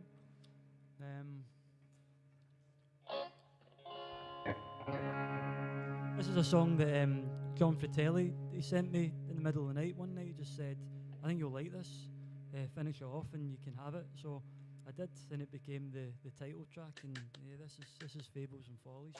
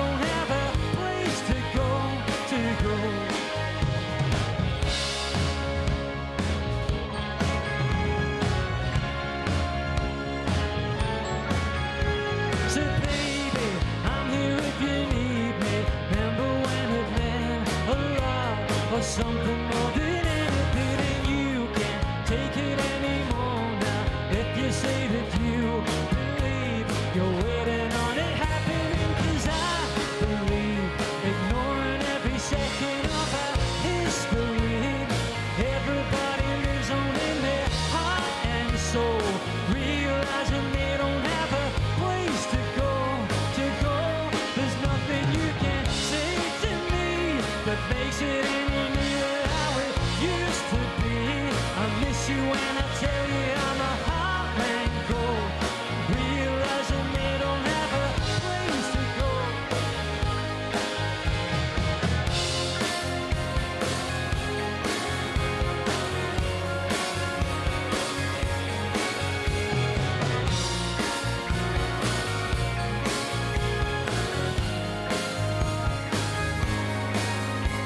'Cause I believe ignoring every second of our history.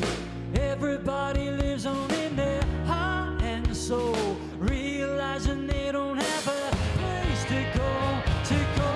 There's nothing you can say to me that makes it any nearer how it used to be. I miss you when I tell you how my heart ran cold, realizing they don't have a place to go, to go.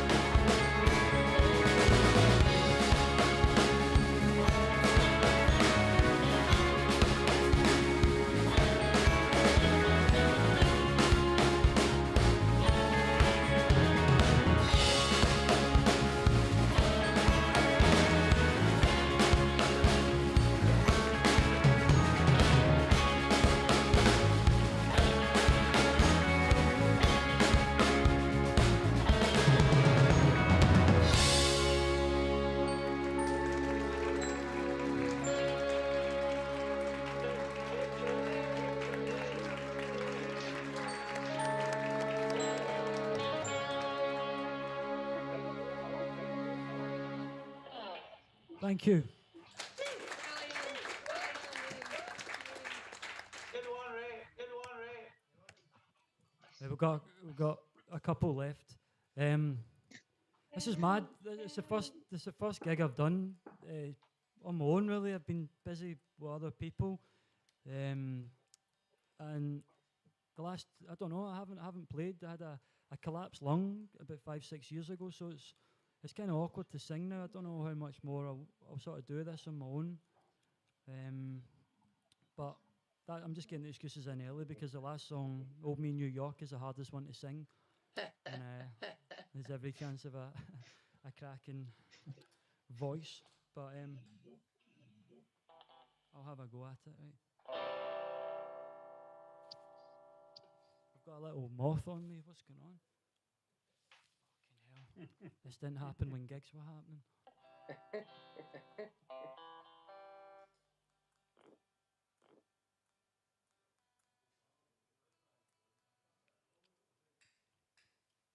And this one goes out to the missus. Better get that said.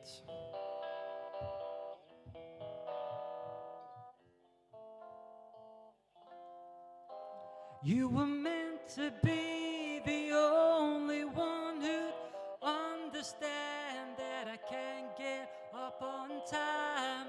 Reassure me now that nothing I do's gonna change it now. You're mine.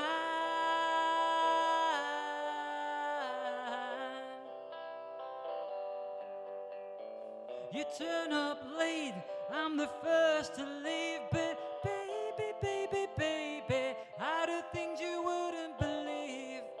What's a job? A waste of time. What's the boss? Someone to keep you in line.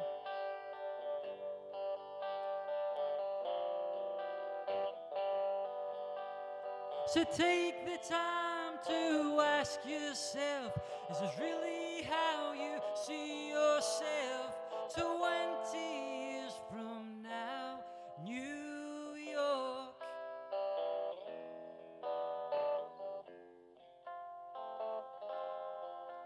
You were meant to be the only one who'd understand that I can't get up on time. Reassure me now that nothing I do is gonna change it now. You're mine.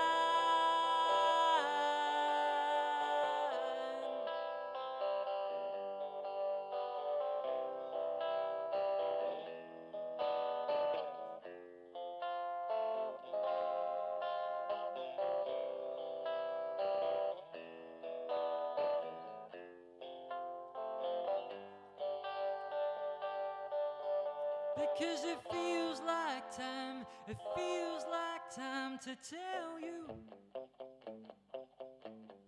And it feels like time, it feels like time to tell you.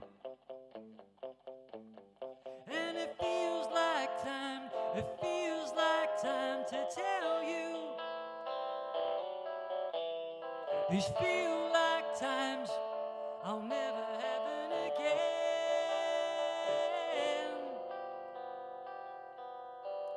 So take the time to ask yourself, is this really how you see yourself 20 years from now in New York?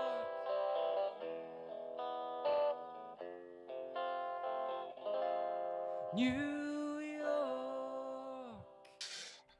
Thanks.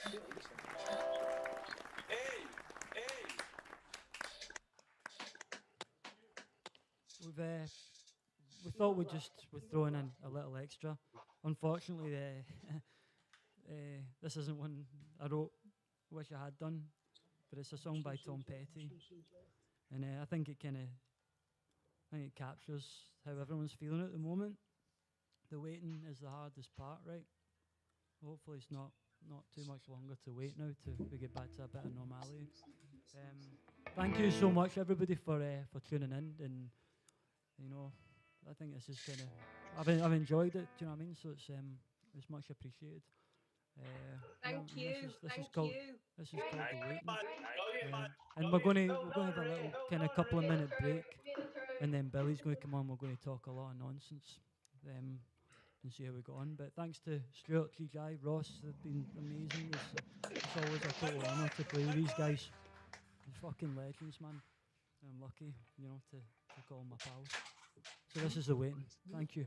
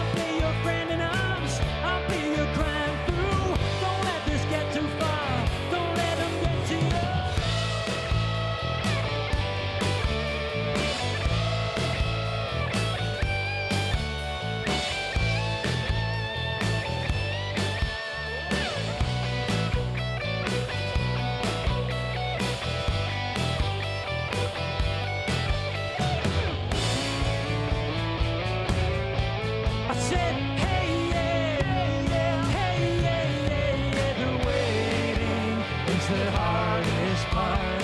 Every day's here one more yard. You take it on in faith, you take it to the heart. The waiting is the hardest part. Oh, the waiting is the hardest part.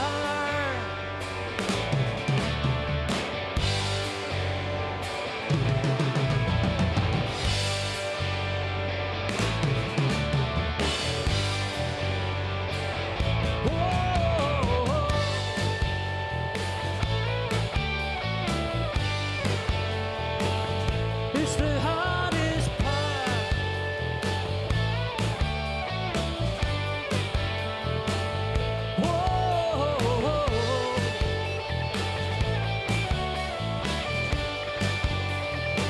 Oh, it's the hardest part.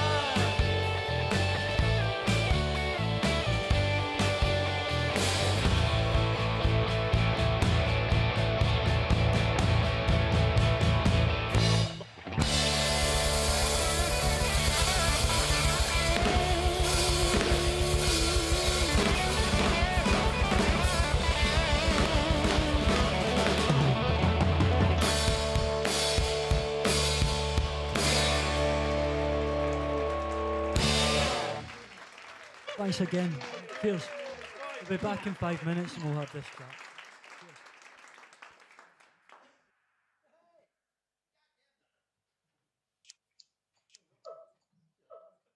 One more chick, one more chick.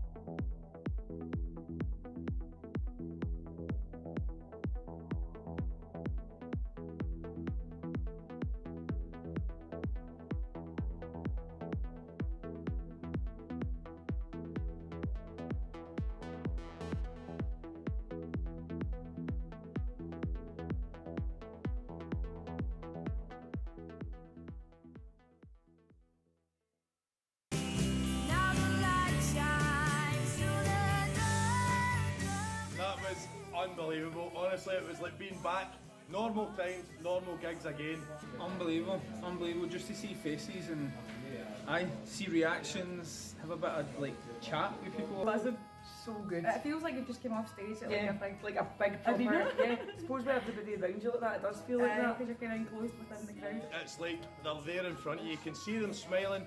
You can hear them chanting. You see the smiles on their face. That's what music's all about. It's been so long that just seeing faces actually brought everything back. Same buzz, absolutely. And the fact that it's been so long since we've been able to do something like that just made it even more special, which was amazing. So fab. Oh, it's brilliant. Yeah. Absolutely love it. This, at the moment, is the norm, man. This is what we need to do. That was like being at an actual gig. If you can get involved in one of these, I highly recommend it. Go and do it. Do it, man. Like if you get the opportunity, like massively make it happen because it's worthwhile. Get involved. Get involved. It's the new normal. You're going to have to go for it.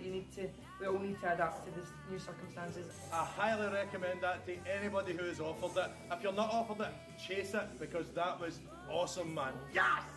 We didn't want to come off. Can we go back on? I know. Let's go. We're Back going to on, go. actually. It's going to be a few minutes. Follow the sunshine, follow the sunshine instead. Follow the sunshine, follow the sunshine instead.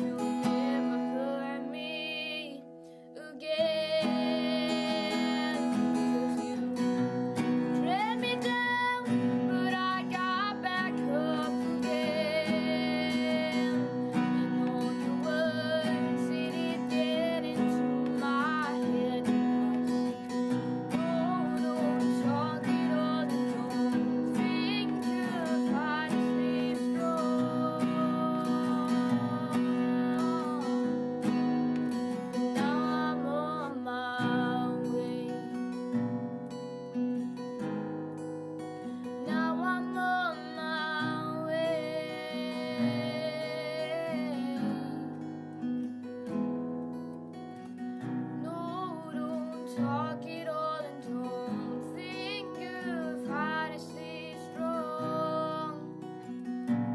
But maybe I'm finally, yeah, I think I'm finally, yeah, I know I'm finally. Drag me down, but I got back up again.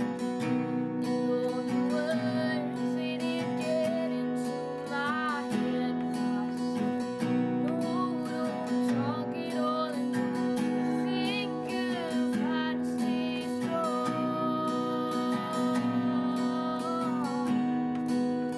Now I'm on my way. You know, when women do it, it just feels sad. Man, I'm delirious, shit has been getting serious. You're not a female rapper, you're a mouthpiece on your period. Get back in the kitchen, you're killing my vision of marital bliss, cause you insist that you're a lyricist. Bitch, please, I don't need these artistic steez, just need a piece that doesn't knock it with her teeth. So many compliments you think you've paid us have come off more unnerving than a clown with a Kalashnikov. And while the clown shoes fit, try him on for a bit. It's all jokes just like that script that you'd spit. And that shit's like 2 decades old. Your chat is cold, authority is absurd. You're not just bold, and you're moving, say you're winning and you're losing out, thinking you're competing and you're bringing clout like check it out. And yet you wanna comment on the women that are coming with precision. Watch us move with more than beauty, man, we're breaking down divisions. I think about you day and night. It's only right to think about the girl you love and hold her tight. So happy together.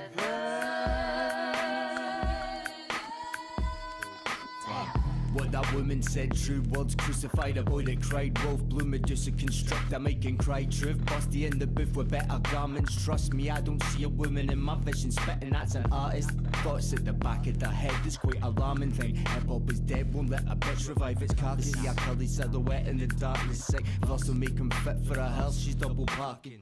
I had a drink with her, she bought me mine and tipped the barman. You were acting Spartan, getting lost at sea. I got some coins to part in pink tartan, ripping up the scene and causing carnage. Sick to give a woman's touch to this house it's been tarnished. Sleeves up, sand it down, apply the varnish. Hang these dafties for the rafters. Think these femcs have no game, they're no rappers. That's a mind frame to get drowned out in laughter. Stick bastards couldn't touch half a track, my girl master. I think about you day and night. It's only right to think about the girl you love and hold her tight. So happy together.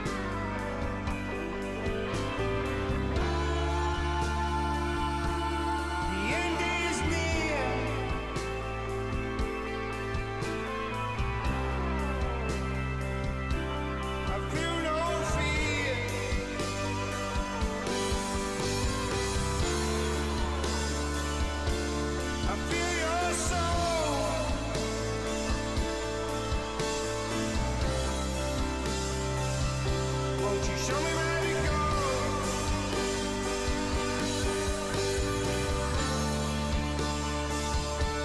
I can't move on.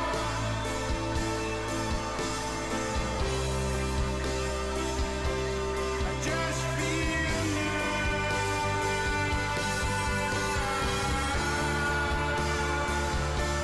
it could be nice.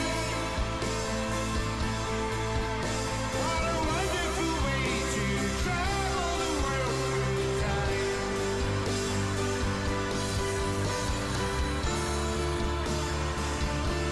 You broke my heart,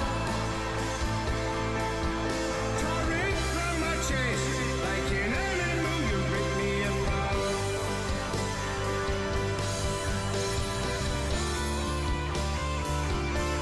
And now we're through. There's a void in my life that can only be filled by you and you. Oh, you broke my heart. Oh, you broke my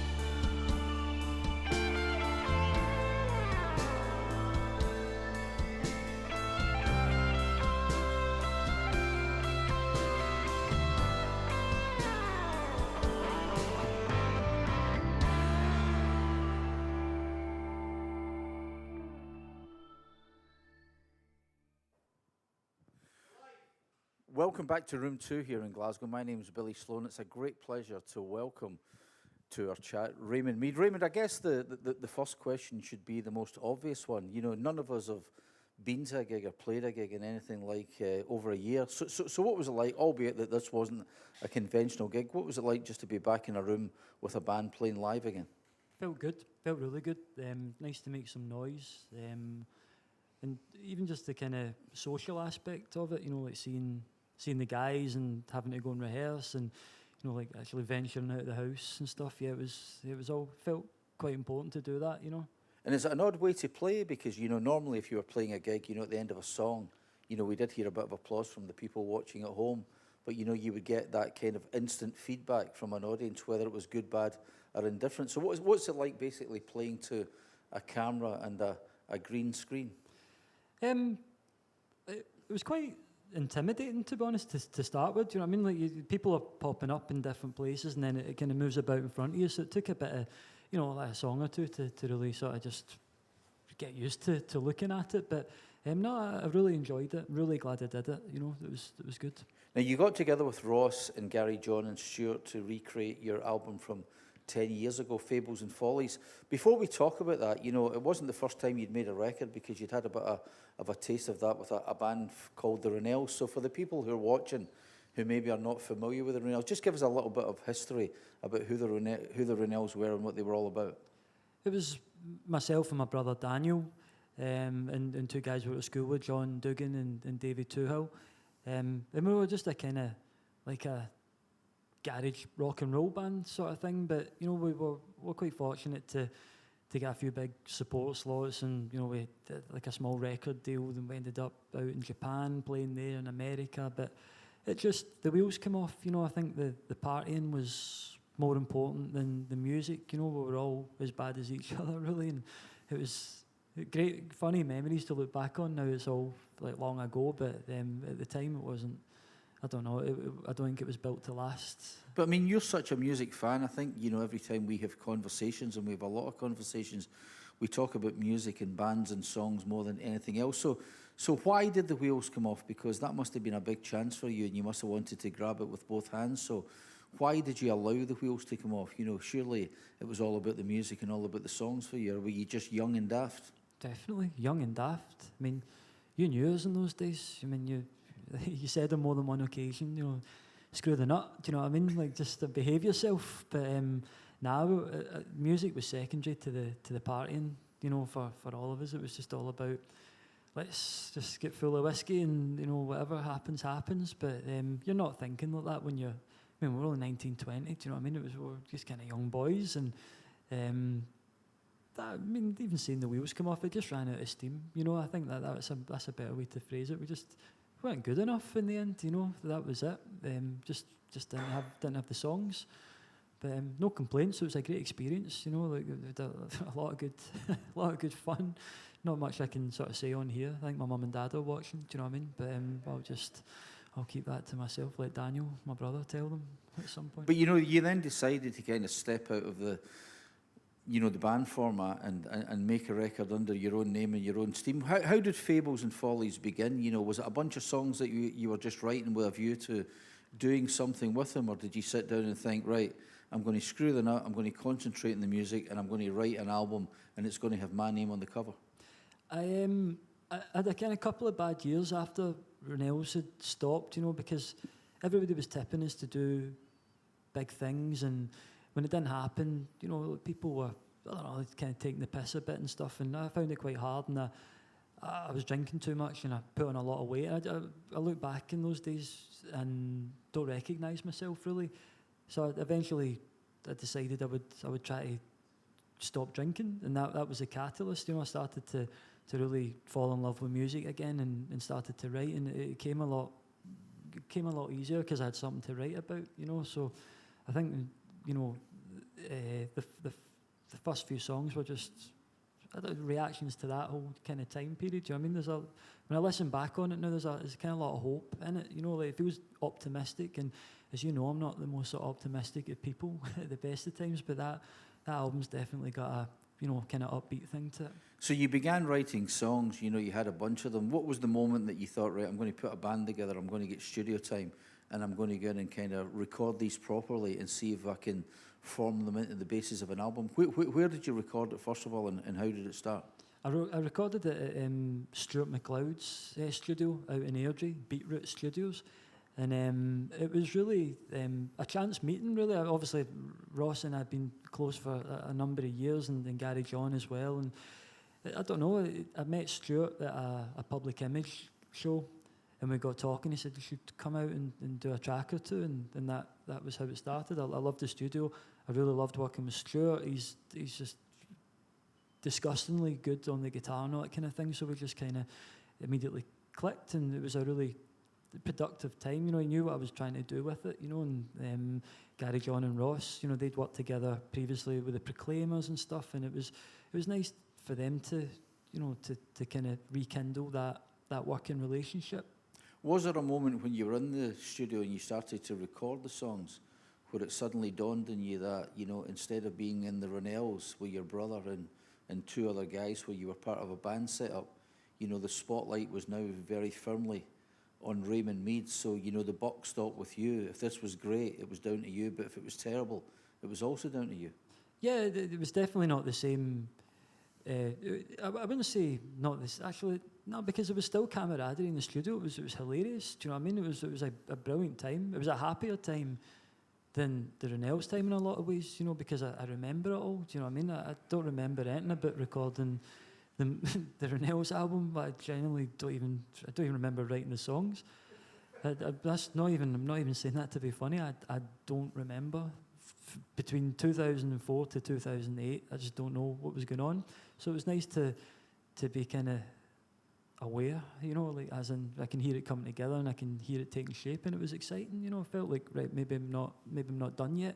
When you were writing Raymond Meade songs, were they very different to Ronell's songs? Yeah, definitely. In what way?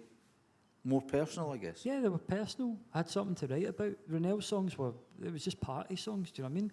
We were a great live band, no two ways about it, you know, but people weren't coming to listen to the words, they were coming to get drunk and, you know, have a dance and all the rest of it, do you know what I mean? And that was fine by us, but from Fables onwards, I felt like I was writing, you know, proper songs, and, you know, like you say, lyrically it was more mature, I guess, you know, and I had a bit of life experience, you know, because I was kind of late 20s at that point, do you know what I mean? So I'd done a wee bit and had something to write about. As you mentioned during the performance of the songs, you know, you collaborated on 2 or 3 occasions during the course of the making of Fables and Follies. Let's start with Phil Chevron from the Pogues that you worked with on Waiting for Lucy. How did your paths cross? How did you get to know him and he get to know you? Phil was really great on the Pogues forum. You know, there was a message board for fans.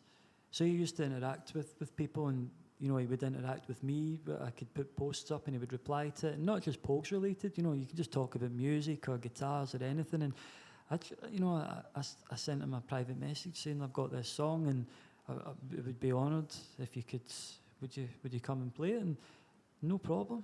He just said, yeah, no worries, let's do it. I think it was December 11th. I'll never forget it because it was like Siberia and Glasgow. I thought, fuck, his plane's never going to be able to land here. And it did. It got in, you know, right on time, came to the studio, did it, and brilliant. And we kept in touch after that. You know, we'd meet up and we'd go to the Crucible. He's a big snooker fan like myself, you know, and another couple of times I'd obviously go and see him anytime the Pogues were in town.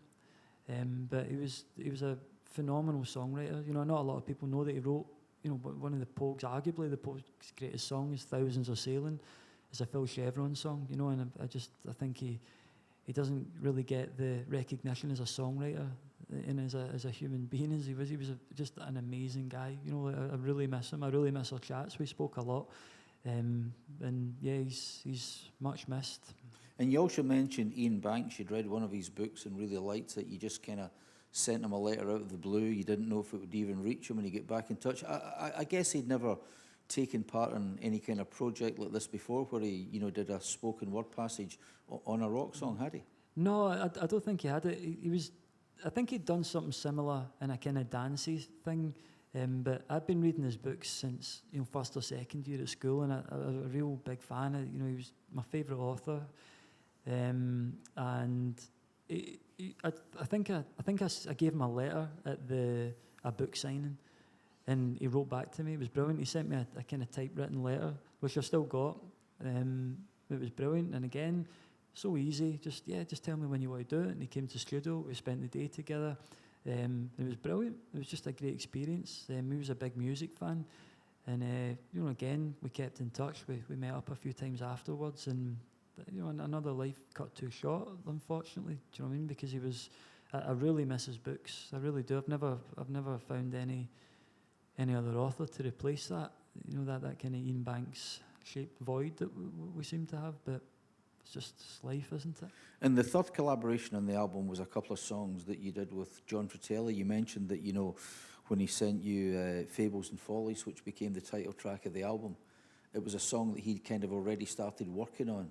And he said, you know, I don't quite know what to do with it, finish it. So what kind of state was it in when you got it? Did he send you a couple of verses? Did he send you a piece of music? What was it that you got that you then sat down and began working on?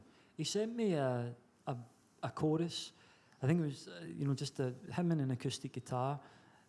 Really, you know, kind of early stages of a demo, I guess. But I could hear it was so melodic, and I really liked it. Because I said to him, "You sure you don't want this?" Because he was doing his solo stuff at that point as well, and he said, "No, you should just finish it off." And we did. And I mean, it's no title or anything, but I didn't know what to call it really. So I just thought, well, I knew the album was going to be called Fables and Follies, and I always try to avoid having a title track as, you know, like a song the same title or whatever, but it just felt kind of fitting for that song. And what was his reaction when he heard the finished thing for the first time? You know, how did he comment on it? You know, did he want to change any of it, or was he quite happy with what you'd given him back? No, I think he really liked it. I don't think he expected it to be so you know, heavily orchestrated and stuff. You know, there's a lot of string arrangements and all that kind of thing on it. You know, it's quite orchestral. But I don't know. I mean, he didn't ask for it back. You know, so I think it must have been all right. Yeah, he's never said anything about it other than it was. I think he really liked it. I mean, Fables and Follies was the kind of foundation stone for your career as a solo artist. You've went on to make other records since then, things like Why Do Lies and Episodes of Mania. But is it always going to be special for you simply because it was the first one? It was the first time you kind of put your foot on the high wire and took a step in your own right. I think so.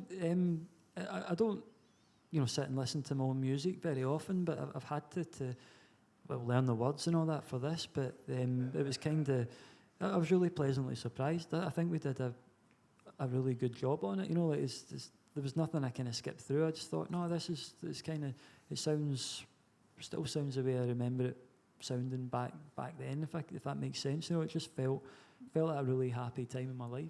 Felt like things were turning. And it was good. As I said earlier, you and I have long conversations about music, and if I phone you after 10:30 at night, you moan and groan because you're already tucked up in bed. Who's in their bed at 10:30 at night? I'll never know, right? But I call you, and it doesn't make sense that you're not sitting at the end of the phone wanting to chat. But we have long talks about music, and you're a real music fan like me. You're a big record buyer. You're a concert goer. In the days when 12 months ago we could do things like that. So who would be the people that shape the music that you're making? I mean, you're a huge Rolling Stones fan. We heard tonight, you slipped in a bit of Far Away Eyes into one of the songs from Fables and Follies. So is the Stones where you start and everything else comes after that? I think, growing up, the first band that really caught my attention as a youngster were Nirvana. I was still really young for that, do you know what I mean? But by the time I got to high school, Oasis happened, and the Ocean Colour scene, and they were my bands. They were the two bands I couldn't get enough of.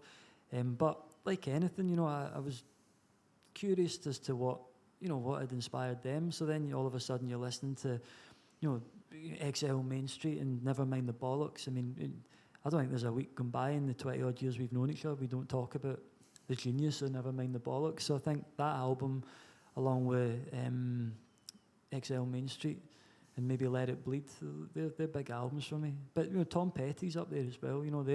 They're my kind of three main guys: the Stones, Tom Petty, and Sex Pistols. Because there's always this big argument. Are you the Stones? Are you the Beatles? And I kind of flip between the two. But you're very definite that it's the Stones. Why is that? Why do you think they're the band that just edge it over everybody else?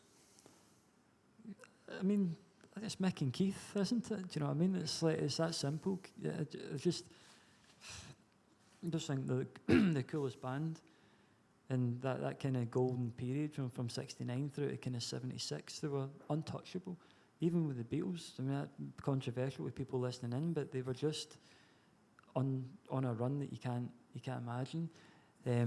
Mick Taylor joining the band, I don't know. I just don't think rock and roll has ever been as exciting as it was when they were in their prime. I'm going to completely embarrass you now in front of everybody, because on the 1st and 3rd of September 2003, the Rolling Stones played arguably the two best gigs I've ever seen at the SECC in Glasgow. Two best gigs I've seen at that venue in my entire life. You had a ticket for the gigs, and you were so out it, you saw 3 songs, and then they escorted you to the side door and kicked you out. Yeah, thanks for bringing that up. Yeah. Well, I thought we just did it. But, in all seriousness, we've seen the Stones many times since then. You and I went in 2010 to the O2 Arena in London, when they kind of came back in big style. Mick Taylor played with them, and also Bill Wyman played with them. You've seen them loads of times over the years. So just tell us about some of your favourite Stones guys. Where were they and what made them so special? I think seeing them what I remember of those 3 songs, that was pretty special. Yeah. To see them properly at Hampden. Hang on a minute. There must have been a point, even in your inebriated state, when you were standing out in the car park of the SEC and you heard Brown Sugar, playing through the wall. You must have thought, where did I go wrong? No. I mean, I probably wasn't thinking straight if I'd been thrown out the SECC. It takes some doing.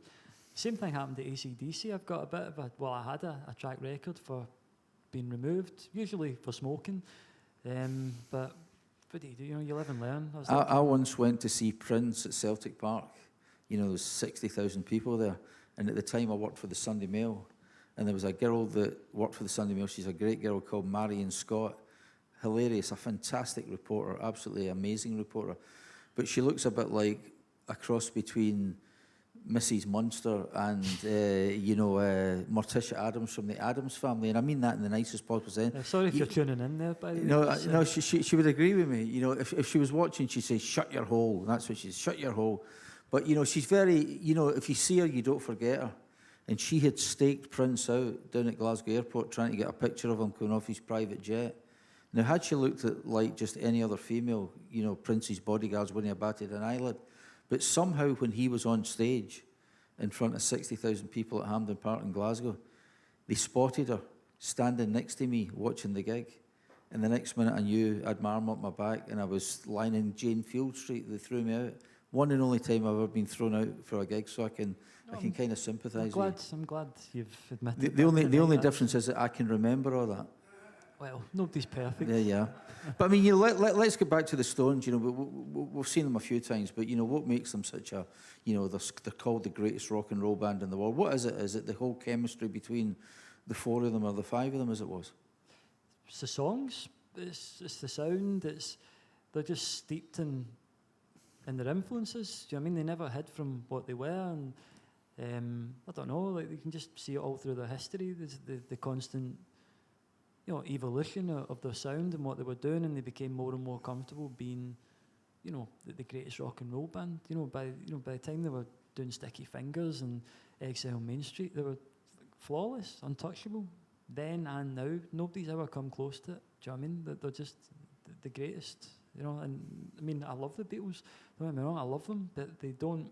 It's not what the Stones are to me. It's just special. They just connect in a way that no other band ever has. Maybe the Sex Pistols, never mind the Bollocks, is certainly up there. But the Mick and Keith, man, doesn't get any better than that. You mentioned earlier that when you started sort of getting interested in music, there was Nirvana and there was Oasis and Ocean Colour Scene. It must have been an absolute dream come true then to get the call to go and play with Ocean Colour Scene. How did that come about? How did you come onto their radar? Well, I'd worked with Steve on my solo album. I'd done some gigs with him opening for him, and he's got on really well and that kind of thing. He said next time you're in Glasgow it'd be great to record a track, and he came and done it. I think it was in February, and then fast forward to the May of 2015, and I got a phone call asking if I would do a support for Simon Fowler at King Tut's. But it was, I wasn't going to do it. I just wasn't really wanting to play acoustic and all the rest of it. For some reason, I agreed to do it, and I'd done the support, and the manager was there. They basically just said, would you be interested in covering a couple of shows on guitar? Because Steve was really busy with Paul Weller at the time, and I just thought it would be amazing. I've been such a big fan to play guitar. It wouldn't be the same if Steve wasn't there, really, but I still thought, I'll enjoy this. But I mean, 6 years on, I wasn't expecting it to go on as long as it has done, but it's been phenomenal. Do you know what I mean? It's like one of my favourite bands, and I don't know how many people can say, hand in the heart that they've been able to sort of play with their heroes, but I can say that. I can definitely say that about playing with Steve and Simon and Oscar. I mean, their music has taken you all across the UK, around Europe, down to Australia. But I guess of all the gigs that you've played with Ocean Colour Scene over that 6 year period, two of the most special gigs must have been the twice that you sold out the Hydro. Now, for a hometown guy coming from Glasgow, what was it like? Because we've all been to the Hydro, a gig. So what was it like? I remember introducing the band, and walking on stage, you welcome, Ocean Colour Scene. And, just that whole, feeling of energy that came back from that 13,500 capacity audience almost knocked me off my feet. It was an incredible surge, an incredible force of energy. So if it was like that for me introducing the band on stage, what was it like when you walked out there and you went into the first number? It must have been beyond your wildest dreams. It was madness, but I'll be honest that the first time was a tricky time. Like a couple of weeks before that, I had a collapsed lung and I was recovering. I missed the first few dates in Spain because I couldn't fly, so I had to hook up with the band when they got to, I think it was Belfast or Dublin. There was something like that. But my dad was also not very well. He'd had a a triple heart bypass the day before the Hydro gig, so I'd been on the road and and with all that going on kind of thing. So it wasn't as enjoyable as it was the second time. Like to get to do it again felt really good, because then it was proper, and he was healthy, and I was back healthy as well, and it just felt, the first one kind of passed me by a wee bit. I was on mega strong painkillers, do you know what I mean? It was just madness. But and Oscar he'd hurt his back as well, I think, if I remember. He was on a walking stick, so there's a doctor in the dressing room before we went on. Everybody's getting jags and all that, do you know what I mean, just to try and get through this gig. So the first one kind of, I don't know, I don't remember too much about it, but the second one was, yeah, it was magic to do it again. But I mean, these were songs that you had in your record collection, The Day We Caught the Train, Riverboat Song, The Circle, that kind of thing. What was it like going from, sitting playing them at home to actually playing them at the Hydro in front of, a hometown crowd? Amazing. I mean, it's hard to explain, kind of how special it is to me to be doing it, and a lot of fans of the band, they'll say that to us, you're so lucky, and I know I'm so lucky. Do you know, there's no disputing that. Do you know what I mean? But I've been playing these songs all my life. There's people on the screen, do you know what I mean, that I'd have been at parties with in my teens, playing Robin Hood and The Circle and all the rest of it. Do you know what I mean? So to be able to play them with the guys that made them, it's always special. There's moments in every single gig where I'm just like, fuck, I cannot believe this is even happening. How is it even now?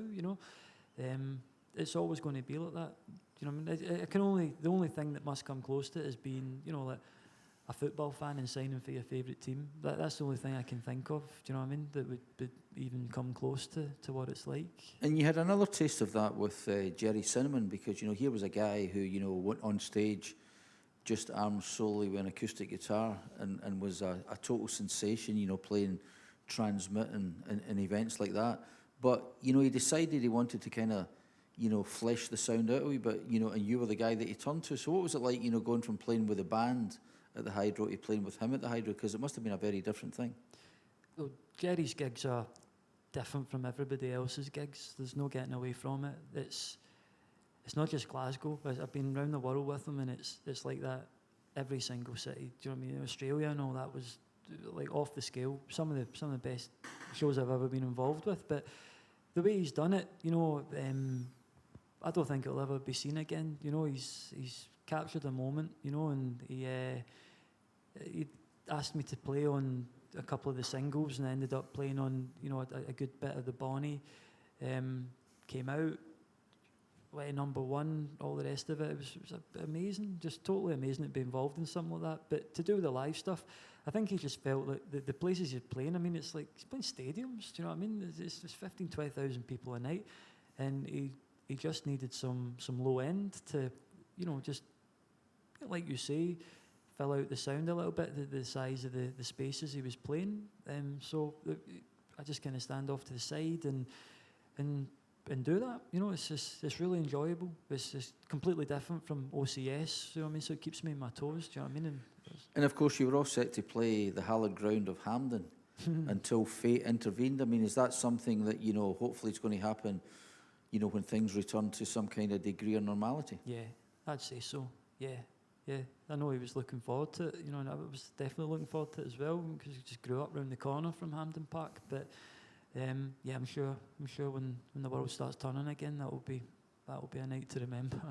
Now, you're always doing something. You're always reading or writing or working in some kind of project. And in 2013, you went to Poland for a kind of just a weekend break. And while you were there, you decided to go to Auschwitz. Make that journey out to the camp at Auschwitz. And you were so moved by what you saw there on the flight back from Poland to Edinburgh. By the time the plane had landed, you had a piece of music. Why were you so inspired to turn, that event and what you'd seen into music? Why did it have such a big impact on you?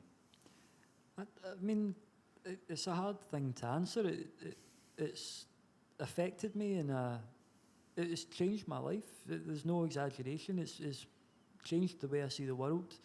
Going there, something's happened. I've just had this reaction to it, and it kind of numbed me. And the way I've always dealt with things like that in my life is to write about it. And I wrote At the Top of the Stairs, and the rest is kind of history. I mean, I knew something had changed though when I went there the first time. I knew it probably wasn't going to be the same person, you know, and it had a massive effect on me. It still does to this day. I think about it every day, and you know, I would recommend everybody goes and visits and sees it, because it's a massively difficult experience, but a humbling one. You know, it'll change a lot of things. And you had written a song called At the Top of the Stairs, and again there was a spoken passage in it, and you didn't feel, you know, confident enough or, you know, comfortable enough, let's just say, to do it on your own. So you thought it might be a good idea to get somebody else to do it. How did you set about finding that person, and why did that person become the incredible Eva Corr? Well, you know, I was quite conscious of writing about the Holocaust because I'm not Jewish and I'm not a religious person. And I had to think about it, and I thought, imagine if a survivor was to read this poem, you know, someone that had been there and come through it. And I'd read Eva's book, and I was really blown away by her whole approach to, you know, just life after what had happened to her. And yeah, I just thought, I'll chance it and try and find an email address for her, and I did. And within 2 minutes, little did I know that a really, really unusual friendship was about to happen. And I'm so glad. Because she was quite a lady, you know. So for the people who are watching this who maybe don't know her background, just try and describe her. What was she like? I mean, you know, you went to Krakow in Poland. You made the film for television, and it, you know, showed how you met her for the first time. So she was quite a formidable character, wasn't she? Yeah, that's an understatement. She was just really forthright and really honest. And what was the first thing she said to you? Do not have any food in Scotland. You know, you look too skinny, and because you're so thin. Yeah, that. I wish she'd have said that to me. I think you had your own run-in with her later in the... I said that. We did a thing at the CCA Gallery, and I said, would you please, you know, give us a big round of applause for this remarkable old lady. And she went potty because I said she was an old... I am not an old lady. I am a lady. I am not an old lady. But she was quite a character, wasn't she? Yeah, she was amazing. People ask me about it quite often, and I think it's just the most unusual, special friendship stroke relationship of my life. And she died in 2019, and I really miss her. You know, I really miss her, but I'm trying to carry on what she was doing and keeping those stories alive, you know, for people in the future to hopefully, you know, come across them. And you're keeping the flame alive because, you know, you did the Railway People both as a film for television and a radio documentary which won an award at the New York, you know, Radio Awards. But you're working on a new film project which is kind of taking Eva's story on a little bit. So just tell us a wee bit about that. Well, I realised that my connection to all this had kind of started through music. And Eva and I had plans to go back to Auschwitz together in the January of 2020 for the 75th anniversary. But obviously she didn't make it. But I wanted to honour her, so I played a show in Oswiecim, which is basically the town that, you know, was where Auschwitz was, you know, when, you know, Germany occupied Poland at that point. And I just, when I got there, I just decided, you know, maybe I should look into the musical aspect of the Holocaust and see were there musicians in the camp, all the rest of it. And, you know, to my surprise, there was bands that played there and stuff. So I just started to get an idea forming, and we just decided we would go for it again, and then we're writing about it now. We're not too long to go before we finish. And when, hopefully, should we see it? Is it later this year or early next year? It's really hard to say at the moment. We can't travel. We've got 2 days filming left to do back at the camp, and you know, as soon as the travel restrictions are done, we'll be on the first plane over to Poland. But it's difficult. Hopefully, end of the year. You know, we're not far away now. We're really close. You're always making music. You had an EP that was released a few weeks ago called Play Called Home. You know, what can we expect in a musical sense from you in the future? How far are you looking ahead?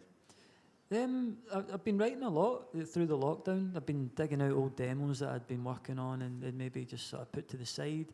You know, I've made a decision in my head that I think I'm better suited to just being a session musician these days. But it was kind of nice to get back in about it with Play Called Home, and it went down really well, and people seem to have enjoyed it. So yeah, it's just whet the appetite. I'm going to do another EP in the summer, which is a bit more upbeat. Well, it's kind of as upbeat as I get. Do you know what I mean? But yeah, I'm about probably halfway through. It's all written, but I'm recording it all at home these days. So yeah, it takes a bit of time. Music seems to dominate your life. Can you imagine, or have you ever imagined in your quieter moments what your life would have been, you know, had music not played such a major role in it?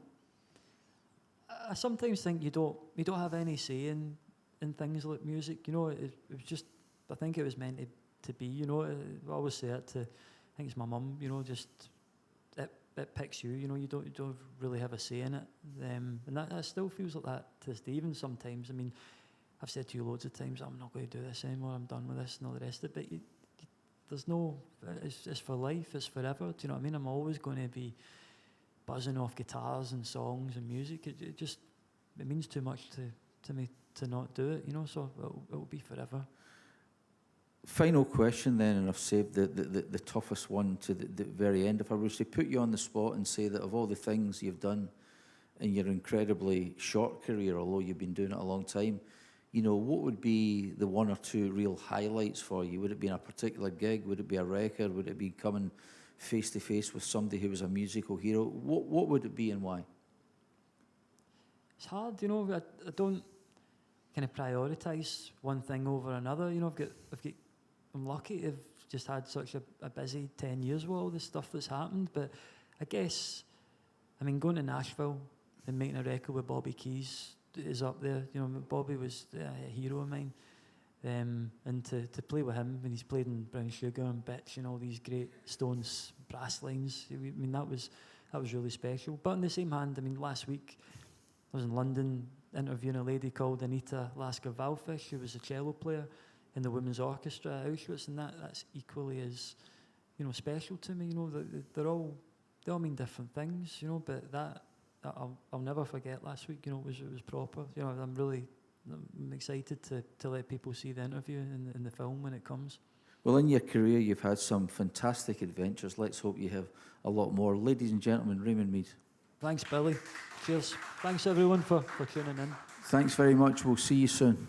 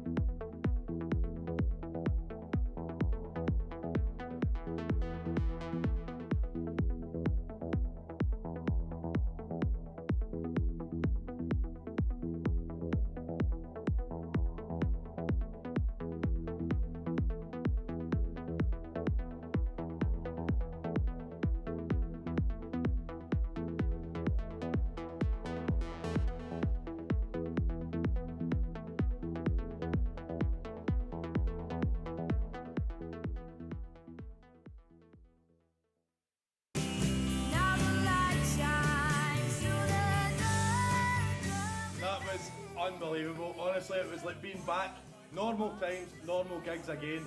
Unbelievable, unbelievable. Just to see faces and I see reactions, have a bit of like chat with people. Buzzing. So good. It feels like you've just came off stage at Yeah, like a big Arena. proper. Yeah, I suppose with everybody around you like that, it does feel like that. Because you're kind of enclosed within the crowd. It's like they're there in front of you. You can see them smiling. You can hear them chanting. You see the smiles on their face. That's what music's all about. It's been so long that just seeing faces actually brought everything back. Same buzz, absolutely. And the fact that it's been so long since we've been able to do something like that just made it even more special, which was amazing. So fab. Oh, it's brilliant. Yeah. Absolutely love it. This, at the moment, is the norm, man. This is what we need to do. That was like being at an actual gig. If you can get involved in one of these, I highly recommend it. Go and do it. Do it, man. Like if you get the opportunity, like massively make it happen because it's worthwhile. Get involved. It's the new normal. You're going to have to go for it. We all need to adapt to the new circumstances. I highly recommend that to anybody who is offered it. If you're not offered it, chase it because that was awesome, man. Yes! We didn't want more. Can we go back on? I know. Let's go. We're Back gonna on, go. actually. Just gonna do a few more tunes.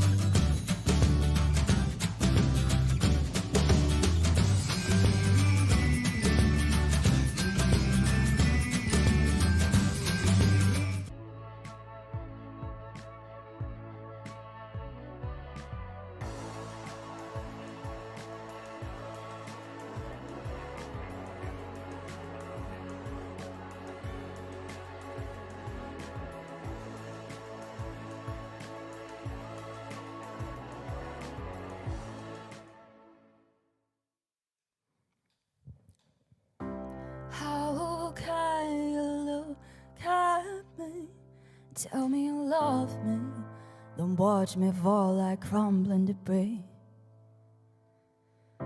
How can you speak to me, tell me you love me, but don't wanna be with me? That's not love, that's not love, that's not love, that's not love. That's not love, that's not love. You dug your way out your hole, blaming me for things out with my control. Made me think it was my fault that our love came to a what happened that night that made you lose your appetite? It was just a blessing in disguise. You would have contributed to my demise. His feelings for you I have to outgrow. Why do you get a high from making me low? You turn the rain to snow 'cause you're so cold. That's not love, that's not love, that's not love, that's not love, that's not love, that's not love, that's not love, that's not love. That's not love, that's not love, that's not love, that's not love, that's not love.